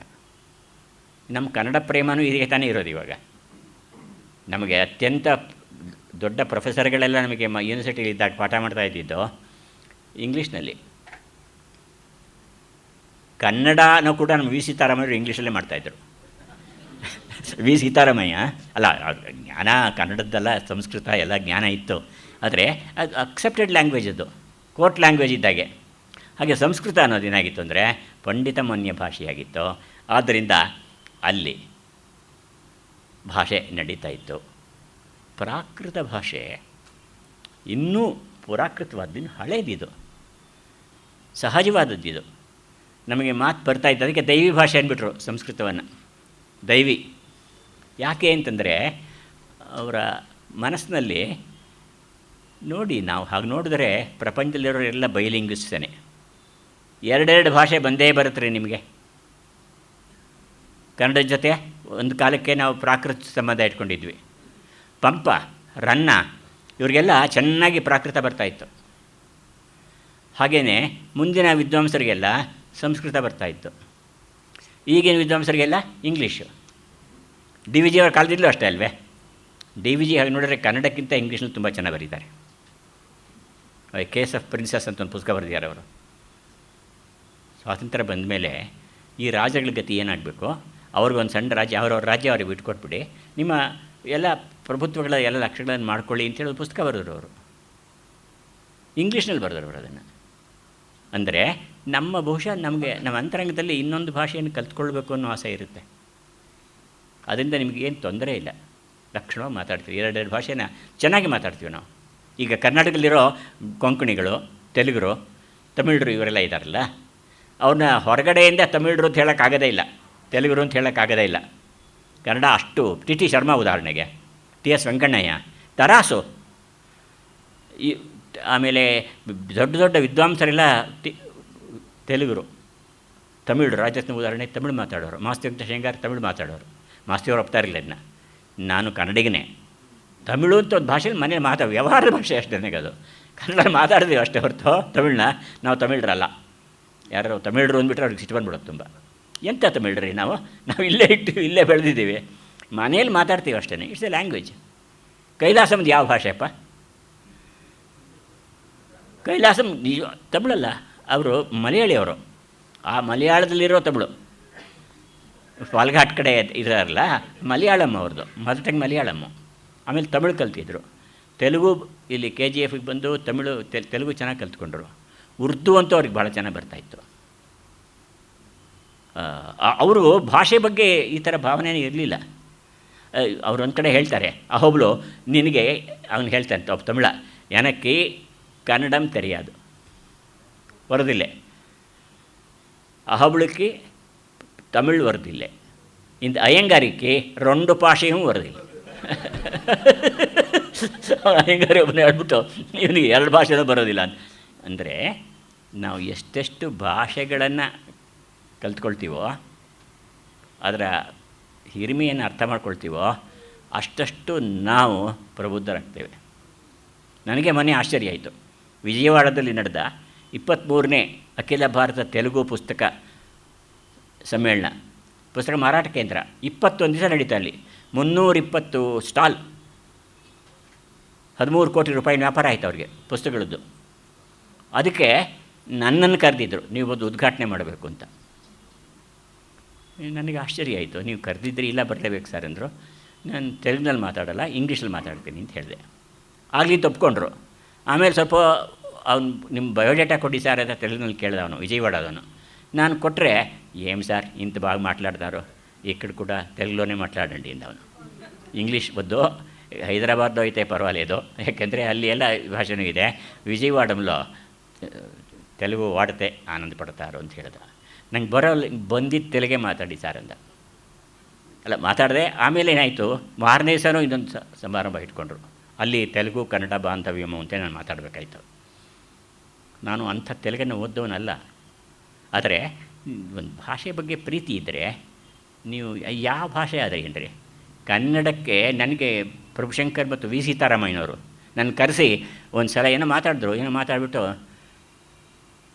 ನಿನಗೆ ಒಂದು 10 ಪುಸ್ತಕ ಕೊಡ್ತೀನಿ ಇವಾಗ, ಇಂಗ್ಲೀಷ್ ಪುಸ್ತಕ, ಕನ್ನಡದ್ದು ಕೊಡೋದಿಲ್ಲ, ಸಂಸ್ಕೃತ ಕೊಡೋಲ್ಲ, ಇದನ್ನ ಓದ್ಕೊಂಬಂದು ನನಗೆ ವಾಪಸ್ ಹೇಳಬೇಕು, ನಿಂಗೆ ಏನು ಅನ್ನಿಸ್ತು ಅಂತ ಹೇಳಬೇಕು ಅಂದ್ಬಿಟ್ಟು ಒಂದು ಮಾತು ಹೇಳಿದ್ರು. ನಿಮ್ಗೆ ಏನು ಬಂದಿದೆ ನಿಮ್ಮ ಕನ್ನಡ ಮೇಷ್ಟ್ರುಗಳಿಗೆ? ಬರೀ ಕನ್ನಡನೇ ಓದಿ ಸಾಯ್ತಿರಲ್ಲ, ಓದ್ರಿ, ಇಂಗ್ಲೀಷ್ ಜಾಸ್ತಿ ಹೋದರೆ ಕನ್ನಡ ಬೆಳೆಯುತ್ತೆ ನಿಮ್ಮದು, ಏಕೆಂದರೆ ಹೇಳೋ ರೀತಿ ಅರ್ಥ ಆಗಬೇಕಲ್ಲಪ್ಪ ಅಂಥೇಳಿ ನನಗೆ ಬಲವಂತ ಮಾಡಿ ಇಂಗ್ಲೀಷ್ ಓದಿಸ್ತಾಯಿದ್ರು. ಪ್ರಭುಶಂಕರ್ ನನಗೆ ಹಾಗೆ ಮಾಡ್ತಾಯಿದ್ರು. ಮಾಸ್ತಿಯವರು ಅವರೆಲ್ಲ ವಿ ಸೀತಾರಾಮಯ್ಯ, ಮಾಸ್ತಿ, ಪೂತಿನ ನರಸಿಂಹಾಚಾರ್. ಪೂತಿನ ಅವರು ಮಾಸ್ತಿಯವರು ಸಣ್ಣ ಕಥೆಗಳನ್ನು ಓದಿದ್ದಾರೆ ಕನ್ನಡದಲ್ಲಿ. ಓದ್ಬಿಟ್ಟು ಸೊಗಸಾದ ಒಂದು ಕಾಗದ ಬರೆದಿದ್ದಾರೆ ಇಂಗ್ಲೀಷ್ನಲ್ಲಿ. ಏಕೆಂದರೆ ಆ ಕಾಲದ ಭಾಷೆನೇ ಆಗಿತ್ತಲ್ವೇನ್ರಿ, ಆಡಳಿತ ಭಾಷೆ ಆಗಿತ್ತು. ಅದನ್ನು ಕಲ್ತ್ಕೊಳ್ತಾ ಇದ್ವಿ ಏನೋ ಕಾರಣಕ್ಕೆ. ಅಂದರೆ ಕನ್ನಡ ಹುಟ್ಟಿದಾಗಿನಿಂದ ಜೊತೆ ಸಂಸ್ಕೃತ ಇತ್ತು. ಕಳ್ವಪ್ಪಿನ ಬೆಟ್ಟದುಳ್ಳೊಂದು ಮಾತು ಬರುತ್ತೆ. ಜೈನ ಧರ್ಮ ಕನ್ನಡದಲ್ಲಿ ಮೊದಲನೇ ಧರ್ಮ. ನಮ್ಮ ವೈದಿಕ ಧರ್ಮ ಇರಲಿಲ್ಲ, ಅವಾಗ ಇರಲಿಲ್ಲ ಅಂದರೆ ಬರವಣಿಗೆಯಲ್ಲಿ ಇರಲಿಲ್ಲ ಅನ್ನೋಕ್ಕೋಸ್ಕರ ಹೇಳಿದೆ. ಎಂಥ ಪದ್ಯಗಳು ಬರೀತಾರೆ ಅವರು. ಸುರಚಾಪಂಬೋಲೆ ನೋಡ್ರಿ, ಜೀವನ ಅನ್ನೋದು ನೋಡೋದಕ್ಕೆ ಚೆನ್ನಾಗಿ ಕಾಣುತ್ತೆ. ಸುರಚಾಪ ಅಂದರೆ ಕಾಮನ ಬಿಲ್ಲು. ಸುರಚಾಪಂಬೋಲೆ ವಿದ್ಯುಲ್ ಲತೆಗಳ ತೆರವೋಲ್, ಒಳ್ಳೆ ಮಿಂಚಿನ ಹಾಗೆ. ಸುರಚಾಪಂಬೋಲೆ ವಿದ್ಯುಲ್ ಲತೆಗಳ ತೆರದಿಂ ತೋರಿ ಬೇಗಂ ಪರೆಗುಂ. ಮಾತು ನೋಡಿ, ತೋರಿ ಈಗ ಕಾಣಿಸ್ಕೊಳ್ತವೆ.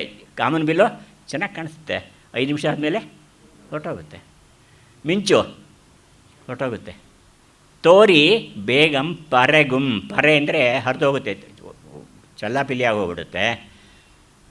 ಮೆಚ್ಚೆನ್ ಧರಣಿಯೊಳಿರವಾನ್ ಎಂದು ಸನ್ಯಾಸನಂ ಸ್ವೀಕರಿಸಿ ಸ್ವರ್ಗಾಗ್ರಮಾನ್ ಏರಿದಾರ್. ಒಂದ್ಸಲ ಹಳೇ ಕನ್ನಡದ ಶಾಸನ, ಒಂದು ಶ್ರವಣಬೆಳಗೊಳದ ಶಾಸನದಲ್ಲಿ ಈ ಮಾತು ಬರುತ್ತೆ.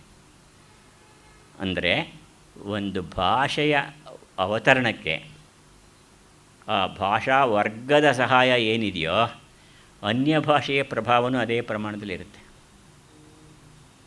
ಇದನ್ನು ಗುಣಸೇನಾಚಾರ್ಯರು ಬರೀತಾರೆ ಒಂದು ಕಡೆ. ಇನ್ನೊಂದನ್ನು ನೀವು ಫಾಲೋ ಮಾಡಿದ್ರೆ ಮಾತ್ರ. ಪ್ರಿಯಾನ್ ಮಹತಿ ವಾಂಗ್ಮಾರ್ಗೆ, ಭಾಳ ಒಳ್ಳೆಯ ಮಾತದು. ಮಾತಿನ ದಾರಿಯಲ್ಲಿ ಕವಿಗಳು ಬಳಸಿರೋ ತಾನೇ ಅದು. ಪ್ರಿಯಾನ್ ಮಹತಿ ವಾಂಗ್ಮಾರ್ಗೆ ಖಿನ್ನೋರ್ಥ ಗಹನಾಟವೈ, ಅಂದರೆ ಈ ಅರ್ಥದ ಗೊಂದಲದಲ್ಲಿ ನಳತೆಯ ಖಿನ್ನರಾಗಿರುವವರು, ದೊಡ್ಡ ಮಾರ್ಗದಲ್ಲಿ ಸಂಚರಿಸಬೇಕು ಅಂತ ಬಯಸೋರು. ಮಹಾಕವಿ ತರುಚ್ಛಾಯಾಮ್, ಮಹಾಕವಿಗಳು ಅವ್ರ ಮಹಾಕವಿಗಳು ಎಂಬ ಮರದ ಕೆಳಗಡೆಯಲ್ಲಿ ವಿಶ್ರಾಮ ಆಶ್ರಯತೆ ಕವಿ, ವಿಶ್ರಾಂತಿಯನ್ನು ಪಡಿಬೇಕು, ನೆರಳನ್ನು ಪಡಿಬೇಕು. ಹಾಗೆ ದೊಡ್ಡ ವ್ಯಕ್ತಿಗಳು ಜೈನರಲ್ಲಿ ಆಗೋದ್ರು, ಪೂಜ್ಯಪಾದರು ಇಲ್ಲಿಯವರೇನೆ, ಗೊತ್ತಾಯ್ತಾ, ದುರ್ವಿನೀತ ಇಲ್ಲಿಯವನೇನೆ. ಸಂಸ್ಕೃತಕ್ಕಿಂತ ಪ್ರಾಕೃತ ಗ್ರಂಥಗಳಿಗೆ ಕನ್ನಡದಲ್ಲೇ ವ್ಯಾಖ್ಯಾನವನ್ನು ಬರೆದ ಮಹಾನುಭಾವರು ಇವರೆಲ್ಲ. ಯಾವಾಗ? 8ನೇ ಶತಮಾನದಲ್ಲಿ, 7ನೇ ಶತಮಾನದಲ್ಲಿ, 9ನೇ ಶತಮಾನದಲ್ಲಿ ತಂಬುಳೂರಾಚಾರ್ಯ ಅಂತ ಒಬ್ಬ ಇದ್ದಾನೆ. ಅಂದರೆ ಜ್ಞಾನದ ಮಾರ್ಗ ದೊಡ್ಡವರಿಂದ ನಿರ್ಮಾಣ ಆಗುತ್ತೆ. ನೀವು ಆ ದಾರಿಯಲ್ಲಿ ನಡೆದು ಬಿಟ್ಟರೆ ನಿಮಗೇನೂ ತೊಂದರೆ ಆಗೋದಿಲ್ಲ. ಅದು ಇವತ್ತು ಒಡ್ಡಾರಾಧನೆ ಅಂತಂದರೆ, what have they done for us. ಅವರು ದೊಡ್ಡವರಾಗಿದ್ದರೆ ಮಾತ್ರ ಅವ್ರ ದಾರಿಯಲ್ಲಿ ನಡೀರಿ. ಹಳಬರು ಇದ್ದರು, ನಮ್ಮ ಹಾಗೆ ದಡ್ಡರಾಗಿದ್ದವರು ಇದ್ದರು ಬದುಕಿದ್ರು ಸತ್ತರು. ಆದರೆ ಎಲ್ಲೋ ಕೆಲವು ವ್ಯಕ್ತಿಗಳು ಜ್ವಲಂತವಾದ ಪ್ರತಿಭೆಗಳಾಗಿ ನಿಂತುಕೊಳ್ತಾರೆ. ಅವ್ರ ಮಾತು ಈಗಲೂ ನಮಗೆ ದಾರಿ ಆಗುತ್ತೆ. ಇಂಗ್ಲೀಷ್ ಒಂದು ಮಾತಿದೆ, hitch your wagon to a star ಅಂತ. ನಿನ್ನ ವ್ಯಾಗನನ್ನು ಒಂದು ಸ್ಟಾರ್ ಅಂದರೆ ನಕ್ಷತ್ರಕ್ಕೆ ಕಂಡಿಸ್ಬಿಡ್ರಿ, ಅದು ಹೋಗೋ ಕಡೆ ಇದು ಹೋಗುತ್ತೆ ಅಂತ. ಈ ನಾನು ಬೆಂಗಳೂರಲ್ಲಿ ಈಚೆ ಕಡಿಮೆ ಆಗಿದೆ. ಹಳ್ಳಿಗಳಿಗೆ ಹೋದಾಗೆಲ್ಲ ಸೈಕಲ್ ಮೇಲೆ ಹೋಗೋರು ಲಾರಿ ಹಿಡ್ಕೊಂಡು ಹೋಗ್ತಾರೆ ನೋಡಿ. ಹಿಂದ್ಗಡೆಯಿಂದ ಹೋಗ್ತಾ ಇರ್ತಾರೆ, ಲಾರಿ ಹಿಡಿದ್ಬಿಡ್ತಾರೆ. ಆ ಸ್ಪೀಡಲ್ಲೇ ಹೋಗ್ತಾರೆ. ಅವ್ರಿಗೆ ಗೊತ್ತು ಅದು ಯಾವಾಗ ಬ್ರೇಕ್ ಆಗ್ತಾನೆ, ಎಲ್ಲಿ ನಿಲ್ಲಬೇಕು ಅನ್ನೋದು ಗೊತ್ತು ಅವನಿಗೆ. ಅಂದರೆ ಇನ್ನೊಂದು ಸತ್ವವನ್ನು ಹಿಡಿದುಕೊಂಡು ನೀವು ಹೋದರೆ ಖಿನ್ನೋರ್ಥ ಗಹನಾಟವೈಹಿ, ತುಂಬ ಗಹನವಾದ ಕಾಡಿನಲ್ಲಿ ಖಿನ್ನರಾದವರು ಈ ಮಹಾಕವಿತರುಚ್ಛಾಯಾಮ್, ಮಹಾಕವಿಗಳ ಮರಗಳ ಕೆಳಗಡೆಯಲ್ಲಿ ವಿಶ್ರಾಮಾಶ್ರಯತೆ ಕವಿ, ವಿಶ್ರಾಂತಿಯನ್ನು ಪಡೆದರೆ ನಿಮ್ಮ ಮೈ ಬೆಚ್ಚಗಾಗುತ್ತೆ, ಮನಸ್ಸು ತಂಪಾಗುತ್ತೆ, ಹೆಚ್ಚಿನದನ್ನು ಭಾವಿಸಿದಂತಹ ಒಂದು ಅಂಶ ಬರುತ್ತೆ. ಅಂತಹ ಹಿರಿಯ ಕವಿಗಳು ಕನ್ನಡದಲ್ಲಿ ಆಗೋಗಿದ್ದಾರೆ. ಅವರೆಲ್ಲ ಪ್ರಾಕೃತ ಬಲ್ಲಂತಹ 3 ಭಾಷೆ ಬರ್ತಾಯಿತ್ತು ಅಂತ ಕನ್ನಡ ಕವಿ ಹೇಳ್ಕೊಳ್ತಾನೆ ನಾನು. 3 ಅಂದರೆ ಕನ್ನಡ, ಸಂಸ್ಕೃತ, ಪ್ರಾಕೃತ, ಅರ್ಧಮಾಗದಿ. ಅದರಿಂದ 3 ಭಾಷೆಗಳು ಅಂತ ನನಗೆ ಅರ್ಥವೇ ಆಗಿರಲಿಲ್ಲ. ಡಿ ಎನ್ ನರಸಿಂಹಾಚಾರ್ಯ ಹೇಳಿದ್ರು ನಮಗೆ, ಇದು 3 ಭಾಷೆ ಅಂದರೆ ಯಾವುದು ಅಂತ. ಅಂದರೆ ಇದು ನಮ್ಮ ಜನ ಮರೆತುಬಿಡು. ವಡ್ಡಾರಾಧನೆ ಅಂತಂದರೆ ಯಾರಿಗೂ ಅರ್ಥವೇ ಆಗಲ್ಲ, ಮೊದಲನೇದು. ಆಮೇಲೆ ಆ ಕಥೆಗಳಿದೆಯಲ್ಲ, ಆ ಕಥೆಗಳೊಳಗೆ ಎಷ್ಟು ಕಥೆ ಹೇಳಿದೆ ನೋಡಿ ನಾನು ಇವಾಗ. ಬೇಜಾರಾಗುತ್ತೆ ಅಂತ ಒಂದು 8 ಕಥೆ ಬಿಟ್ಬಿಟ್ಟೆ. ಮೊದಲನೇ ಕಥೆನೇ ಇದು. ಇದೆಲ್ಲ ಸುಕುಮಾರಸ್ವಾಮಿಯ ಕಥೆಯನ್ನು, ವಿದ್ಯುಚ್ಚೋರ, ಈ ಕಥೆಗಳೆಲ್ಲ ಓದಿದ್ರೆ ನಿಮ್ಗೆ ಯಾವ್ದು ಬೇಕ್ರಿ? ಮಗಳನ್ನೇ ಮದುವೆಯಾದ ಗಂಡನ ತಂದೆ ವಿಚಾರ ಬರುತ್ತೆ ಇಲ್ಲಿ. ಆ ರಾಜ ಕೇಳ್ತಾನೆ, ಲೋಕದಲ್ಲಿ ಶ್ರೇಷ್ಠವಾದದ್ದು ಯಾವುದು? ಮಹಾರಾಜ. ಮಹಾರಾಜನ ಮಾತು ಮೀರ್ತಕ್ಕಂಥಲ್ಲ. ಎಲ್ಲರೂ ಕೇಳ್ತಾನೆ, ಏನು ಹೇಳಿ, ನೀವು ಹೇಳಿ ಅಂತಾನೆ. ಒಬ್ಬ ಜೈನ ಸನ್ಯಾಸಿ ಕೇಳ್ತಾನೆ. ಅವ್ರು ಹೇಳ್ತಾರೆ, ನೀನು ಏನು ಅಂತ ಮೊದಲು ಹೇಳು. ರಾಜನ ಮಾತಾಗಲಿ ಏನಾಗಲಿ ಮೀರೋದಾದ್ರೆ ಮೀರಬೇಕು, ಇಲ್ಲದೇ ಇಲ್ಲ ಹೇಳು ಅಂತಾರೆ. ಅದಕ್ಕೆ ಅವ್ರನ್ನ ಓಡಿಸ್ಬಿಡ್ತಾನೆ ದೇಶದಿಂದ. ಯಾಕೆ? ಅವರು ಜೈನ ಸನ್ಯಾಸಿಗಳಿಗೆ ಮಗಳನ್ನು ಮದುವೆ ಆಗ್ಬೋದಾ ಅಂತ ಕೇಳಿದ್ರೆ ಅವ್ರೇನಂತಾಯಿದ್ರು? ಸಾಧ್ಯ ಇಲ್ಲ ಅಂತಾಯಿದ್ರು. ಮೊದಲೇ ಆಗ್ತಾನೆ. ಆ ಕಥೆ ತುಂಬ ಚೆನ್ನಾಗಿದೆ. ಆ ಮಗುನ ಮೊಮ್ಮಗುನ ಅದಕ್ಕಾಗೋದು ರಾಜನಿಗೆ. ಇದು ಬಹಳ ಇವಳಿಗೆ ಆ ಮಗುನ ಸ್ಕೂಲಿಗೆ ಕಳ್ಸೋಕ್ಕೆ ಹೋದರೆ ಎಲ್ಲರಿಗೂ ಅವರವ್ರ ತಂದೆ ತಾಯಿಗಳು ಬಂದಿರ್ತಾರೆ, ಅಜ್ಜಂದರು ಬಂದಿರ್ತಾರೆ ಮಗುನ ಆಡಿಸೋದಕ್ಕೆ ಅಂಥೇಳಿ. ಇವಳೇನು ಮಾಡಬೇಕು? ಇವಳು ಪಾಪ ತಂದೆಯಿಂದಲೇ ಹುಟ್ಟಿದ್ದಲ್ವೇ ಈ ಮಗು, ನಮ್ಮಗೂ ಆಗಬೇಕು. ಆ ಸಂಕಟ ಅವಳಿಗೆ ಮುಂದೆ ತಪಸ್ಸಿನ ಕಡೆ ಹೇಗೆ ಗಮನ ಹೋಗುತ್ತೆ, ವೈರಾಗ್ಯ ಕಾರಣ ಆಗುತ್ತೆ ಅನ್ನೋ ವಿಚಾರ ಬರುತ್ತೆ ಅದರಲ್ಲಿ. ಅಂದರೆ ಇಂಥ ಬದುಕಿನ ಸೂಕ್ಷ್ಮವಾದ ಎಲ್ಲ ವ್ಯಾಖ್ಯೆಗಳನ್ನು ಈ 19 ಕಥೆಗಳು ಒಳಗೊಂಡಿವೆ. ಒಂದೊಂದು ಕಥೆಯಲ್ಲಿ 10 ಒಳಕಥೆಗಳಿವೆ. ಅವು ಬಹಳ ಮುಖ್ಯವಾದದ್ದು. ಇಂತಹ ಒಂದು ಗ್ರಂಥನ ಇವತ್ತು ನಾನು ಪರಿಚಯ ಮಾಡಿಕೊಟ್ಟಿದ್ದೇನೆ. ನಾಳೆ ನಾಗವರ್ಮನ ಕಾದಂಬರಿ ಅದರ ವಿಚಾರ ಹೇಳ್ತೇನೆ.